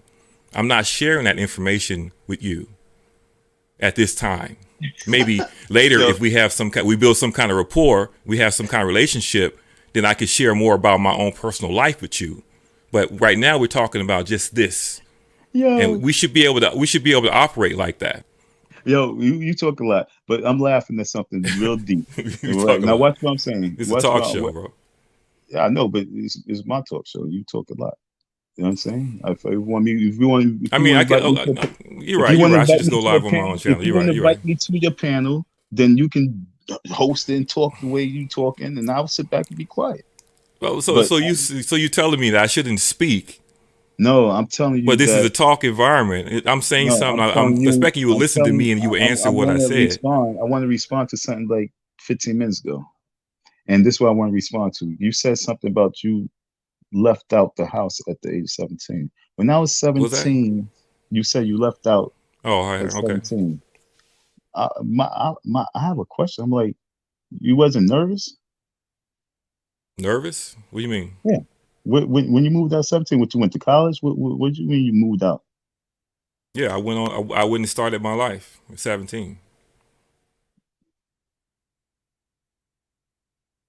and it's not about being nervous. It's just about that's 16 is about 16, and you're a man. Mm-hmm. 16, 17, Mm-hmm. you're grown up, and Mm. the staying in school until you're 18, in high school with other kids is kind of like, I don't know. It depends on your level of maturity, but it's a waste of time. And so Mm-hmm. So you dropped out. 17, no, I didn't drop out. I graduated. So you wasted your time all the way in graduate. So you graduate what, And 16? I'm not saying that school is a waste of time. I'm saying that when you become a man, it's time to start your life. It's time to start your life. And I'm not really about to go into my autobiography here, And so Nah, I it did wasn't. leave the house at It wasn't 17. about that. Okay, and so because Yeah. no one was there to hold you back, no one cared. It was like, oh What well, do you you mean? good to go. What do you I'm mean just nobody saying at the cared? age of, I'm trying to understand you What do you want to understand? because, like I said, I'm about to say some shit, but I want to understand what I'm talking about before I I say feel what I'm like saying. so far in our conversation, everything that you found out or you think you found out, shortly afterward, it turned into a weapon against me. So why would I Man, want to tell you more information about me? yo, I Why not could just take, work with what we got between us? What's wrong yo, with look, that? and that itself is a bomb. A That's what I'm trying to bomb. tell you. Yeah, I see. I'm about to just blow you up right now. That's what I'm just trying to tell you. Right, everything Why I would you be? got on you right Why now would a conversation be about blowing each because other up? this is what you needed. This is what I'm trying to tell you. You need That's what something I'm right talking now. about. No, you Built-in need something. disrespect You need because I'm no black. because you need big. Because No, I'm it's not. black, you got No, it's built-in because you nigger. disrespect, It's not because you black. It's built-in because you nigger. antagonism, built No, in. it's because you nigger. That's what it is. Look at that. Yeah, look at that. It's because you're a nigger. And you're Exactly. not getting it. You really not. No, what you're doing is you're showing exactly what I was saying. Okay, so And then it's just say it. and there is no reason for it. There's nothing I said. If you rewound this and printed out the text and showed it to someone, there would be nothing in what I said They're gonna be like, that would you very match up with sensitive. your They're reaction. gonna be like, you are very sensitive. They're gonna be like, why you Okay. even had him on the show? Yeah, I'm very sensitive. They're gonna be like, yo, My you words can't tell matter the to man. me. They're gonna be like, yo, he left out the house at the age of 17. He didn't have no father figure See? around. Now, Nobody can tell him look at that. anything. You've This is already why taken the one thing that you because learned about you me going because forward you and turned it asked me a into a question. weapon. At least what you Because I think is a told you weapon. when you came out, once you came in the chat, you already made me have a weapon against you. How so? So how is a person going to I'm gonna college tell at you how so. You said 17, how so. I'm gonna tell you graduating so. early and going to college at 17? Now, how is that turns into being a not having a father and not having support? Nobody What are you can tell you talking about? nothing because it says to me. This is what it Because said to me. everything you learn, you turn into a It weapon said against to me because I'm black. because And you don't recognize that, that that's the problem that's I happening wish in you the was white. streets. I wish you was white There's so no I can. respect between So people. Even in this well, platform, you can't show even a little bit of respect. then that's why there's no reason for you to be here. Then if that's how you feel, And that's a very good escape for you to get out of talking about no, something that's real and get back because into I the want to clouds. keep talking Go about ahead it, and but go. so then be quiet because, like I said, I'm using my weapons right now. What weapons do you have? You came in and gave me a bomb, and I'm using you towards everyone else right now. I'm not. This is not even towards you. This is for everyone else now. You became my weapon for everyone else. How so? You don't know anything about me. Oh, I know that you left the house at 17. So my whole thoughts right now on people who leave the house. What age? What Oh age was I my supposed to leave God. the house? So show me how going to college at 17 can be a I bad went to thing. college. Tell me No, that. I went to college 17 too. So I how was in can you dorms. make it into something negative with no support? Like I say, I'm asking simple questions for real reasons. No, no, no, But no. but This you is so about defensive. you, not about me. It's I'm not not the about person in me. the It's about situation. you because I You're ain't the no one parent. that talking about You your the abuse and parent that how people because should abuse their kids because you were you the parent, abused. and you the parent who don't live with your child. Now, see, now where did you get that from? I don't live with my child. You told me that. You said When that did I tell you that? when I Tell asked me you. where I told you that. Well, You I asked me told you that, that and I first. told you that that is a boundary. That is a question that people ask you in industry to black people, and I think it's rude. Do And so I you don't answer that live question. with your kids?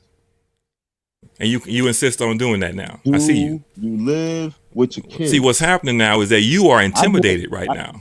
I'm so not intimidated. I grew up with You're my shaking father. right now. You're shaking in your boots right now. I could feel it. No, And that's why you see, can't look, deal with the issue. That's why you can't deal with what's being put in front of you. look, you don't have to feel it. You can And you see it. keep You see going me? back to insults, and you're hoping Look, that you can make me angry and you can get the well, reaction look, that you I'm want, not and then trying to say, make oh, you he's angry. crazy. Look, you see me right here? You see me But chilling see, in bed? until people like you start to show respect to other black people, nothing will ever change. And everything People will like me, stay just like it is out there in I'm those a bum. streets. Remember, I'm a homeless bum. Who is I've people never like me? called you a homeless bum. I've never said Okay, anything like that to you. I've okay, always shown you respect. okay. I listen to your So, platform. I've never said anything bad so about then you if you anywhere. listen to my platform, then you should know that my platform is not about me breaking down on anything. Do you see me moving anywhere? I'm chill. Yo, look, I'm gonna turn this off. I'm in the same position. I'm gonna turn it back on. This is me, homie, shaking. I'm not nervous. You're I'm not shaking because you're stuttering. avoiding the conversation. Now, I wanted to talk No, about what happened between we are you and talking I, about but you won't talk about that. You won't you. talk You about got how mad you because I was automatically talking about disrespect parenting. black people with any You got information that you mad. find out. No, you got mad because I was talking about parenting. No. I came to offer you real perspective about parenting as a parent, as What opposed was to it you about just talking the out your ass. What was me talking on my ass? What did I say? Talking out your ass means that you have, like, for example, if I wanted to give a discussion about working on the transmission in a Ferrari, I'd be talking on my ass because I've never done that before. Now, if you've never been a parent, if you've never done any of this stuff, you're talking out your ass right now. You sure? I'm positive. No, you sound like a retard. And I mean that. More disrespect. More disrespect. Because I'm calling you what it is. You're talking out your retard because you say I'm talking on my ass, so I say you sound like a retard. No. But see, I'm talking about It's you are talking out your ping-pong. ass, though. Ping-pong. Prove No, to me I'm that you're not. not talking out your ass. Prove to to you I'm me. not. Because Yeah. anybody who grew up with parents know about parenting. Who is anybody? I'm talking about you, right? I grew up with two parents. And so that tells you about what parents should be doing now because you grew up with two That parents. shows it shows me a role model. See, it's called a role model. I have two role models to study, Uh-huh. and I leave it like that. I don't want to debate with you. Yeah, and I don't want to talk about your family. I don't want to get into, No, say anything because- about your no, father, because anything like that. This a background check. See, background check is important. You need to know background checks on the females that you deal with too. I don't deal with females. I don't call women females either. That's what they are. No, dogs are females. Cows are females. And they. So you don't have any respect language in your vocabulary at all because you're used to disrespecting black people. So fuck it. Then so And you don't understand how it's ingrained in you. So fuck it. I don't have to be part of the team then. Until you do realize that and start to show respect to people in general, I don't have to. I won't. You'll be in that condition, laying on that pile of clothes for the rest of your life. Pile of clothes? No, this is a blanket. This is a blanket right here. See, this is what I'm saying. This is a blanket right here. This is a pillow. And that's actually. Why are you doing that? Because you're a retard. Why are you taking that literally? Come on. Because you're a retard. You can't be saying things and sound like a retard. This is what I'm trying to tell you. That's what I'm trying to tell you. You can't come at me and just talk and sound like a retard. No, I came at you to talk to you like a man, but you can't talk like a man. About what? You're just running around, running away from the conversation. What conversation? You made the conversation about me. You made my conversation about you. You really made my conversation all about you, and you try to make you become a victim on my panel. A victim of what? If you did not come up here, are you the victim? Because you're making yourself like a victim. You're making it like if they didn't make Google, I guess I wouldn't be here either, right? If Google didn't buy YouTube, we'd never be here right now, right? You're talking about your ass again. Oh shit! I normally don't be this long. I don't even want to be this long because talking to you is like a roller coaster. And it's all like love, Don. I'll be back to listen to your stream of consciousness next time. This is all distractions, folks. This is all major distractions, and I'm not. Look, just show respect to people. Especially what you call your own people. Just be respectful. No, everybody's not. You can disagree with respect. Everybody's not going to get respect because everybody don't deserve respect. And respect is a function of you, not them. Hear what I'm saying? No, hear what I'm saying. Hear what I'm saying. It's about you, not about them. I won't let you bring me down to your level and use everything I know about you against you. You haven't heard anything about the stuff that's on the street about Don come out of my mouth, because I don't do that. So Whereas in this conversation, the little stuff I showed you, you've already taken that and tried to make it a weapon against me. And just in this conversation, you became a weapon once you came into the chat, because Slew even saw it, and he even came at you. So don't even take me out take me out of the equation. Your boys, what's his name? Slewfoot, whatever his name is, Slim Slewfoot. He came at you. I don't respond to generalized stuff. If he's talking about something specific, then let him say it. If you're talking in general, I don't know what you're talking about.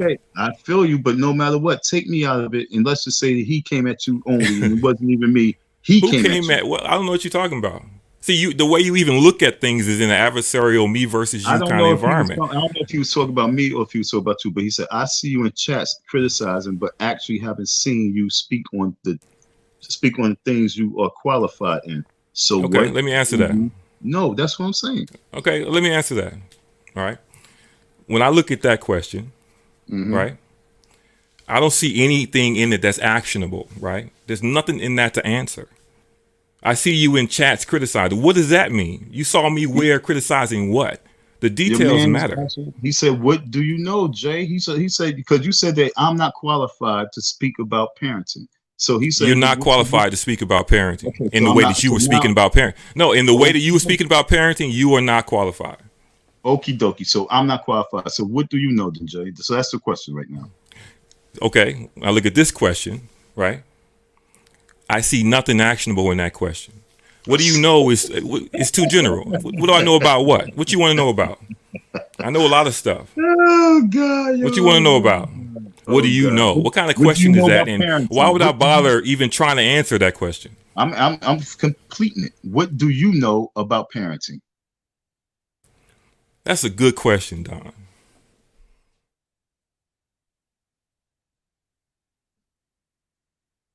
What I know about parenting is evident in the children that I raised. It's not words, it's action. I never raised my hand to my sons. Never. I never had to. I took the time to give them what they needed to know to survive. It wasn't about beating them into submission or being fearful of me. Because the person that's supposed to protect you, for that person to turn around and then to beat you is a betrayal. And when you think back about it and you're smiling, that smile is trauma. That's a kid that's taken that abuse and blamed himself for it. And now you say the parent did a good job because they beat you. That's how that process perpetuates itself. I know that. And so I never perpetuated that with my own kids. And I got no issue. And when you tell people that are advocating to beat the kids, you need to beat them, especially people that don't have kids. I take exception to it every single time, online and in person. Because you should never be telling somebody to beat their kids. You need to figure out what's going on with that kid, what's wrong, what's happening. Take the time to unravel it and figure out how you can help your child be successful. Not just beat him like you beat a dog or a mule, like you said. Nah, my dog. I take exception to that. Nah, like I said, you gotta pop your kids. You gotta let them know. If you don't, the cops will pop them. You gotta pop. That's a really good point. That's a really good point. Like I say, I don't play. That's a really good point. I know. That's a really good point. My father, my father popped me, allowed me to be where I'm at right now, and I mean that. You could say that. See, now the way I look at the same thing that you said, the good point. The way I look at the same thing you just said is, if I live in a place where that's a reality, right, then my responsibility as a man is to move, is to put all my energy into getting us out of that place.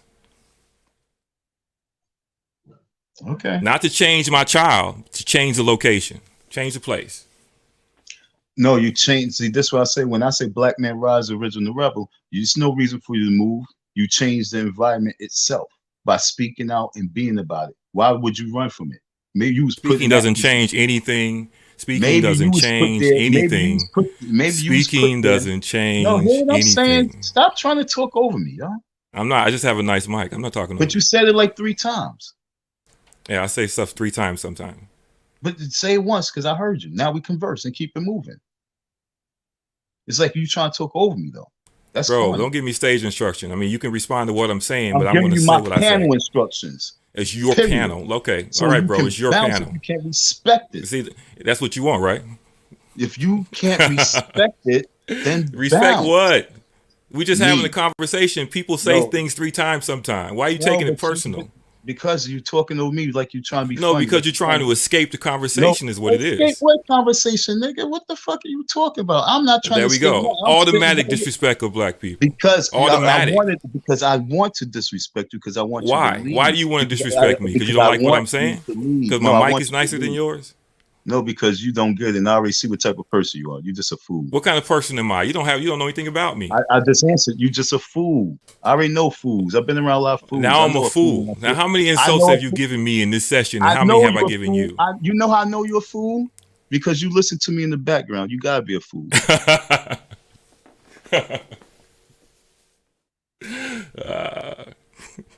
You still my favorite, Don. I know. That's why you're a fool. Because I'm a you gotta fool. say now you're talking to him live and you don't even want to hear what he's saying. Bro, you are a man. I don't look up to people in that way. You are a man just I like didn't me. ask I'm you to look talking to up you to me. like a I'm man. not saying look up to me. I'm saying I'm respect. showing you respect just like a man No, that you're not you're even not. showing me No, you're respect. not. No, You're you're talking about not. your panel. This is a phone call, bro. It's a phone Okay, call. so okay, and as it's a phone call, you're not gonna be talking over me. What do you Period. mean talking over you means talking at the same time as you? Even though we got No. a internet connection, and so if my voice comes when you want to say something that's talking over you, what are you, Kevin Samuels now? Come Yo, on, you was bro. a distraction in the classroom all the time too, right? Come I on can now. read you all day. I can read you all day. You was a See, you major talking distraction about to the me teacher. because you don't want to talk Right? about the issue. What's the Let's issue? talk Let's about talk. the issue. What is the The issue? issue that I asked you about is let's talk about what happened after I got off the last time with you. Between then and now, how many times you've tried to use little information you had about me in a disrespectful way about me, spreading rumors about me not living with my family, all this other stuff. Because you didn't want Why to would answer. you So do what? that? You can own No, because you no. can own when you ask me why, right? So I'm answering. You Okay, can't go. ask me why, Answer. then keep talking. That's what I'm talking about.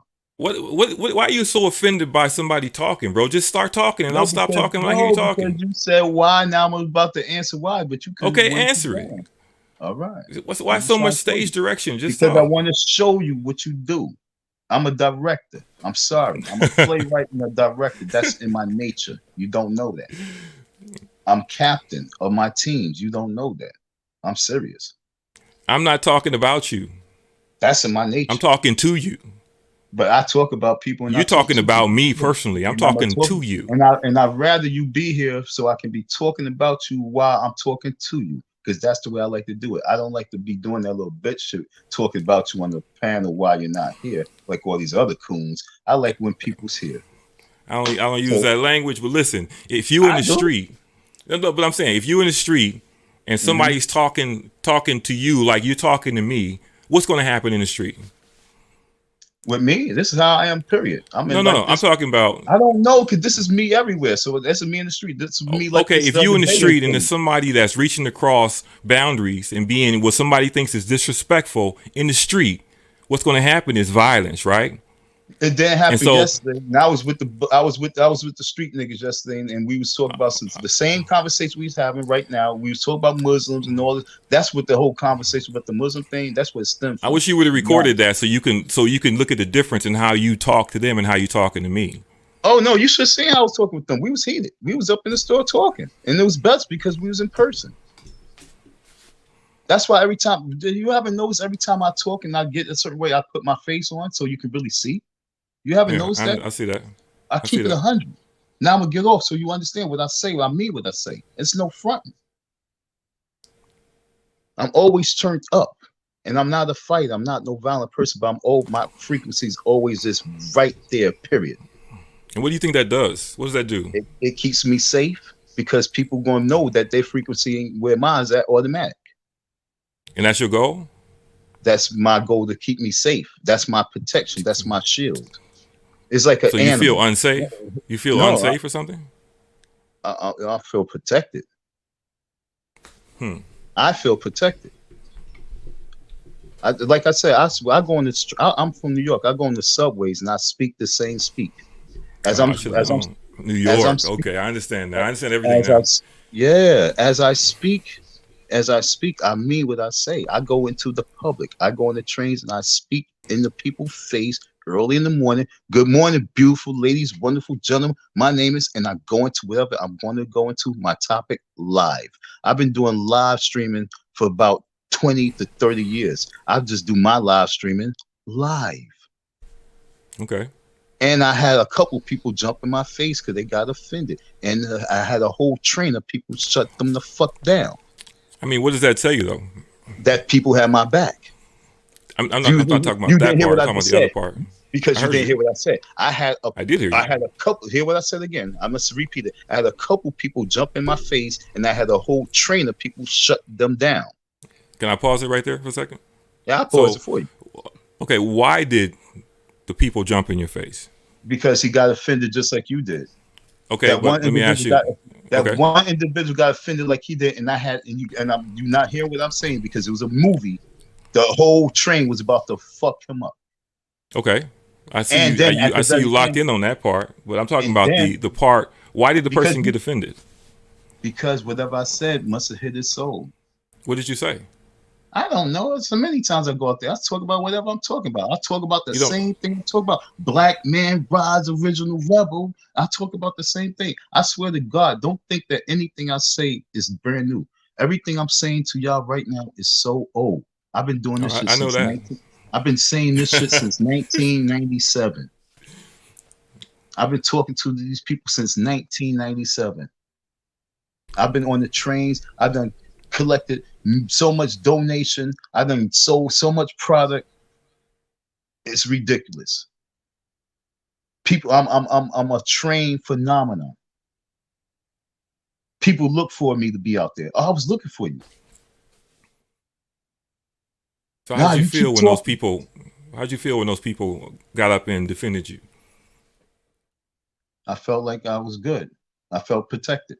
I felt strong. I felt like Protected. nothing can stop me. Mm, Keep going. Keep going. That means you're mm. talking right. Keep going. Then at the end of the day, when I count $200 in my pocket, I know that whatever I was There you saying was go. right. There you go. Because that's good for your pocket, right? No, hear what I'm saying again. And I heard what you At the said. end of the day, because you were just hearing one thing, at the end of the day, you said, I, "How do I feel?" I I said, "It heard you made me very feel clearly, actually. strong. It makes me keep You going." got good And then at headphones the too. end of the and then at the end of the day, when I count You what's in count my two hundred pocket, dollars, it right? makes me yeah. When I count Right. $200 in 3 hours or 2.5 hours, it says that That's really great, whatever you actually. it was saying that what I know it was saying that whatever you were saying was motivational and powerful. Whatever you were saying resurrected within the people. I hear you. That's what I'm trying to tell you. And It's so, always been profitable to cross the boundaries of people. It always see, makes you money. it's always beautiful when the You can people always reward you. sacrifice whatever it was that offended those people for that $200. Why not? It's just whoever they are, whatever, right? Yeah, whatever. You can try flip it whatever way you want to flip I'm it, not but flipping. I see What it to makes you think be I'm I see flipping it to be something? because you're trying to take it away from the beauty. There's Because no beauty, bro. You said you offend people for money. I offend people for money. I didn't say that. That's Yeah, what you said. I thought that's what you I said. know I You didn't thought you say. said the I people got know. offended, the other ones got up and defended you, and at the end of it, you counted $200, and so that means it was successful. That I offended people for money. Yeah. Same way you came at me with all of this offensive stuff, crossing Wait, boundaries, not caring so about it. do you know that you sound like a retard? And I don't really like talking to retards. This is why I want you to understand. I really hate You know what? talking to retards. I'm gonna let you insult me I just a few hate more times, no, no, right? no, no, no. I'm about to get off because I don't want to Yeah. insult you anymore because it's a waste of my time. This what you It's a I waste don't of your like time. You wasting tell my me, time. what did I say that sounds like it's retarded? Tell me It's what I said. it's Whenever somebody 3:34. disagrees with you, then it becomes It's retarded, not about right? no, it's not about disagree. You didn't disagree. You just started talking about retardation. You said that What? you look, I don't I even don't use that feel like word. talking more. I'm I using don't your feel like even language. talking more. I don't feel like even talking no more. Like I say, it's time for you as parents to become better parents. Let's get this Bro, murder become a rate parent down. first before you start talking about parents. No, The problem first is not found the a white parents. woman. Do you have a wife? Do you have a woman? A wife, That is wife? also none of your business. And that's my point. We need wives before we have fucking little rugrat kids. You gotta have a wife first. Fuck the Do you kids. have a wife? No, so fuck the kids. Hear what So I'm what are you saying. talking about? You're talking about everything. You're talking about families and kids, and you have The neither a only family nor way to kids. have a family, you have to have everything in right tact. Y'all just going out and having sex. Y'all who? Whoever's not in the relationship. Come Period. on now. Call it for what it is, yo. Call it for what it Come on is. now. And that's what, come on now, that's what it Bro, is. bro, I could if I was to put a white hood on you and let you talk, you would sound just like a Klansman. Just like the Ku Klux Klan. Because that's what you need to hear then.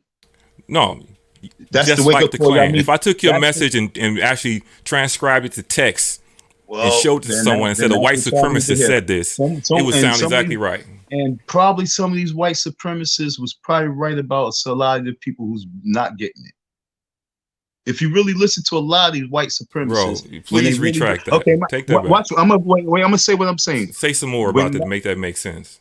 I'm about to. Okay, All right. my boy, this man, he's older man. He's older than me, right? He's actually intelligent person. He works at the time at the SQPA, the Southern Queens Park Association. He went down. He's in technology and stuff like that. He's a racist. Okay, he's from South Carolina. He's a beautiful black racist. Okay, his birthday's 2 days from my birthday, so we kind of like think the same. He went down to Virginia because they was having this big old rally in Virginia, and he went out there to sell some water. And he also went out there to fraternize with the people. But the rally that they was having in Virginia was actually something that I wouldn't even expect him to be at. It was a gang motorcycle rally, a white gang motorcycle, gang members from all across the world. It was about like 10,000 of them. And he was talking to one of the main gang leaders. And the main gang leader came and said to him in his racist voice, basically, the problem with you people is that you allow your women to have too much control over you and make the rules and regulations. We don't allow that. He sat there with amongst this racist dude and had a very strong conversation. And then when he came back and told me this whole conversation he had, and he said at the very end, he had respect for that man. That man had respect for him. And he wasn't mad at that man for what he said. And that man kept it 100 and talked about his people. And he understood him. That man And he said, disrespected no, him. he didn't disrespect. He did. Only a weak mind. See, this is what I'm trying to get you to elevate. So Weak constantly minded people. insulting, bro. Oh my God, you If you constantly want talking over me. to I'm trying to understand help what you I out. mean by disrespect, you can ask me. You don't have to go into insults every time you hear something that you don't understand or you disagree with. There's a way to have a respectful conversation, bro. I'm having a respectful conversation. You don't need to keep calling me names. Seriously. What name I call you, mister? So it's disrespectful to me for the conversation he had about his women, for example. That's disrespect because it's crossing the boundary. You have no right to talk about my Why women not? because you It's don't. locker room talk. No, No, yes. no, This is what I'm trying to tell you. To make yourself stronger and sharper, sometimes you bro. need that. No, you Like, don't. Scarlett said that. When she just put that. She said something in that same nature. You need Nope. that type of conversation. No, you You don't. need that. It brings a certain type of balance. Strong men can handle it. Weak men can't. Here we go again. Strong men can If you really think that it's handle it strong to allow because it's someone not breaking to me. to It's to making me step step over back. you and talk about what goes on inside your house, you think that that's strength. That's not strength. That's just you not understanding what's going on. In every culture around the world, when you go out, you'll see there's boundaries that exist between people, between men. The way they talk about things is different than the way things are talked about in the United States. And particularly with African American people, they talk about African American people's reproduction, what's happening inside of the family, sex, everything is talked about in such a way where it's like there's no respect reserved for black people, period. And black people participate in that. That's not normal. So it's not normal for someone to talk about what's going on with your women. What is that? Why would you? Who are you talking to? So check this out. So should we just have war and kill everybody and get killed? Because we all disrespectful. This one, we're like, yo, look, we all are disrespectful across the Bro, board. if you want to be binary, you want to be two dimensional, you want to just talk about this or that, either or, then you can make those kind of, No, we as a relations. But race of people, it's we as a human race is disrespectful. There's no race is respectful. Don. Have you ever been outside the country? This is not a No, this is not actually, a gotcha. It's a question, no, bro. no. It's just a question. Actually, no. I actually haven't. So now, where are you going with it? I mean, it's just a question. It's not. I'm not No, putting you I answered down or no. anything. I'm just I saying. said no. So now what? No, Yeah, because you said it with a lot of apprehension. It's like you got a lot of tension built around that. dude. No, I want you to and get I where don't want to you at. go into it if it's gonna make you upset. So then don't bring it up.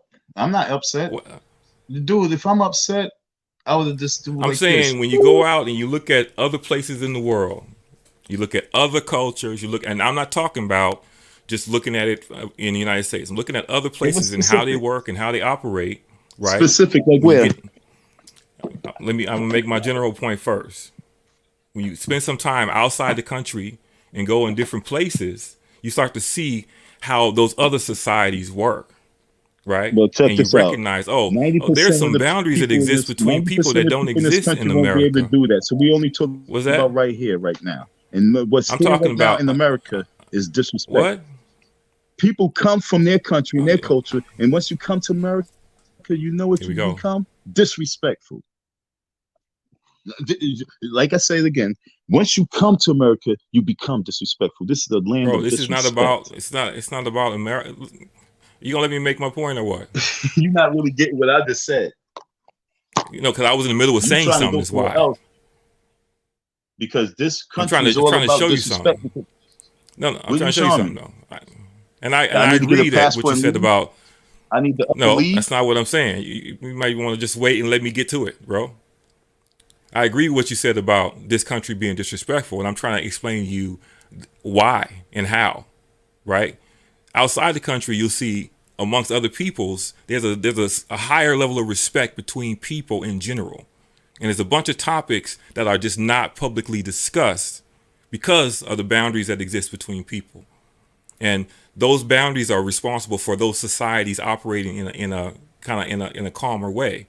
In America, it's different because we had slavery, and slavery broke down the boundaries between people, because it gave people access to people that they didn't normally have before.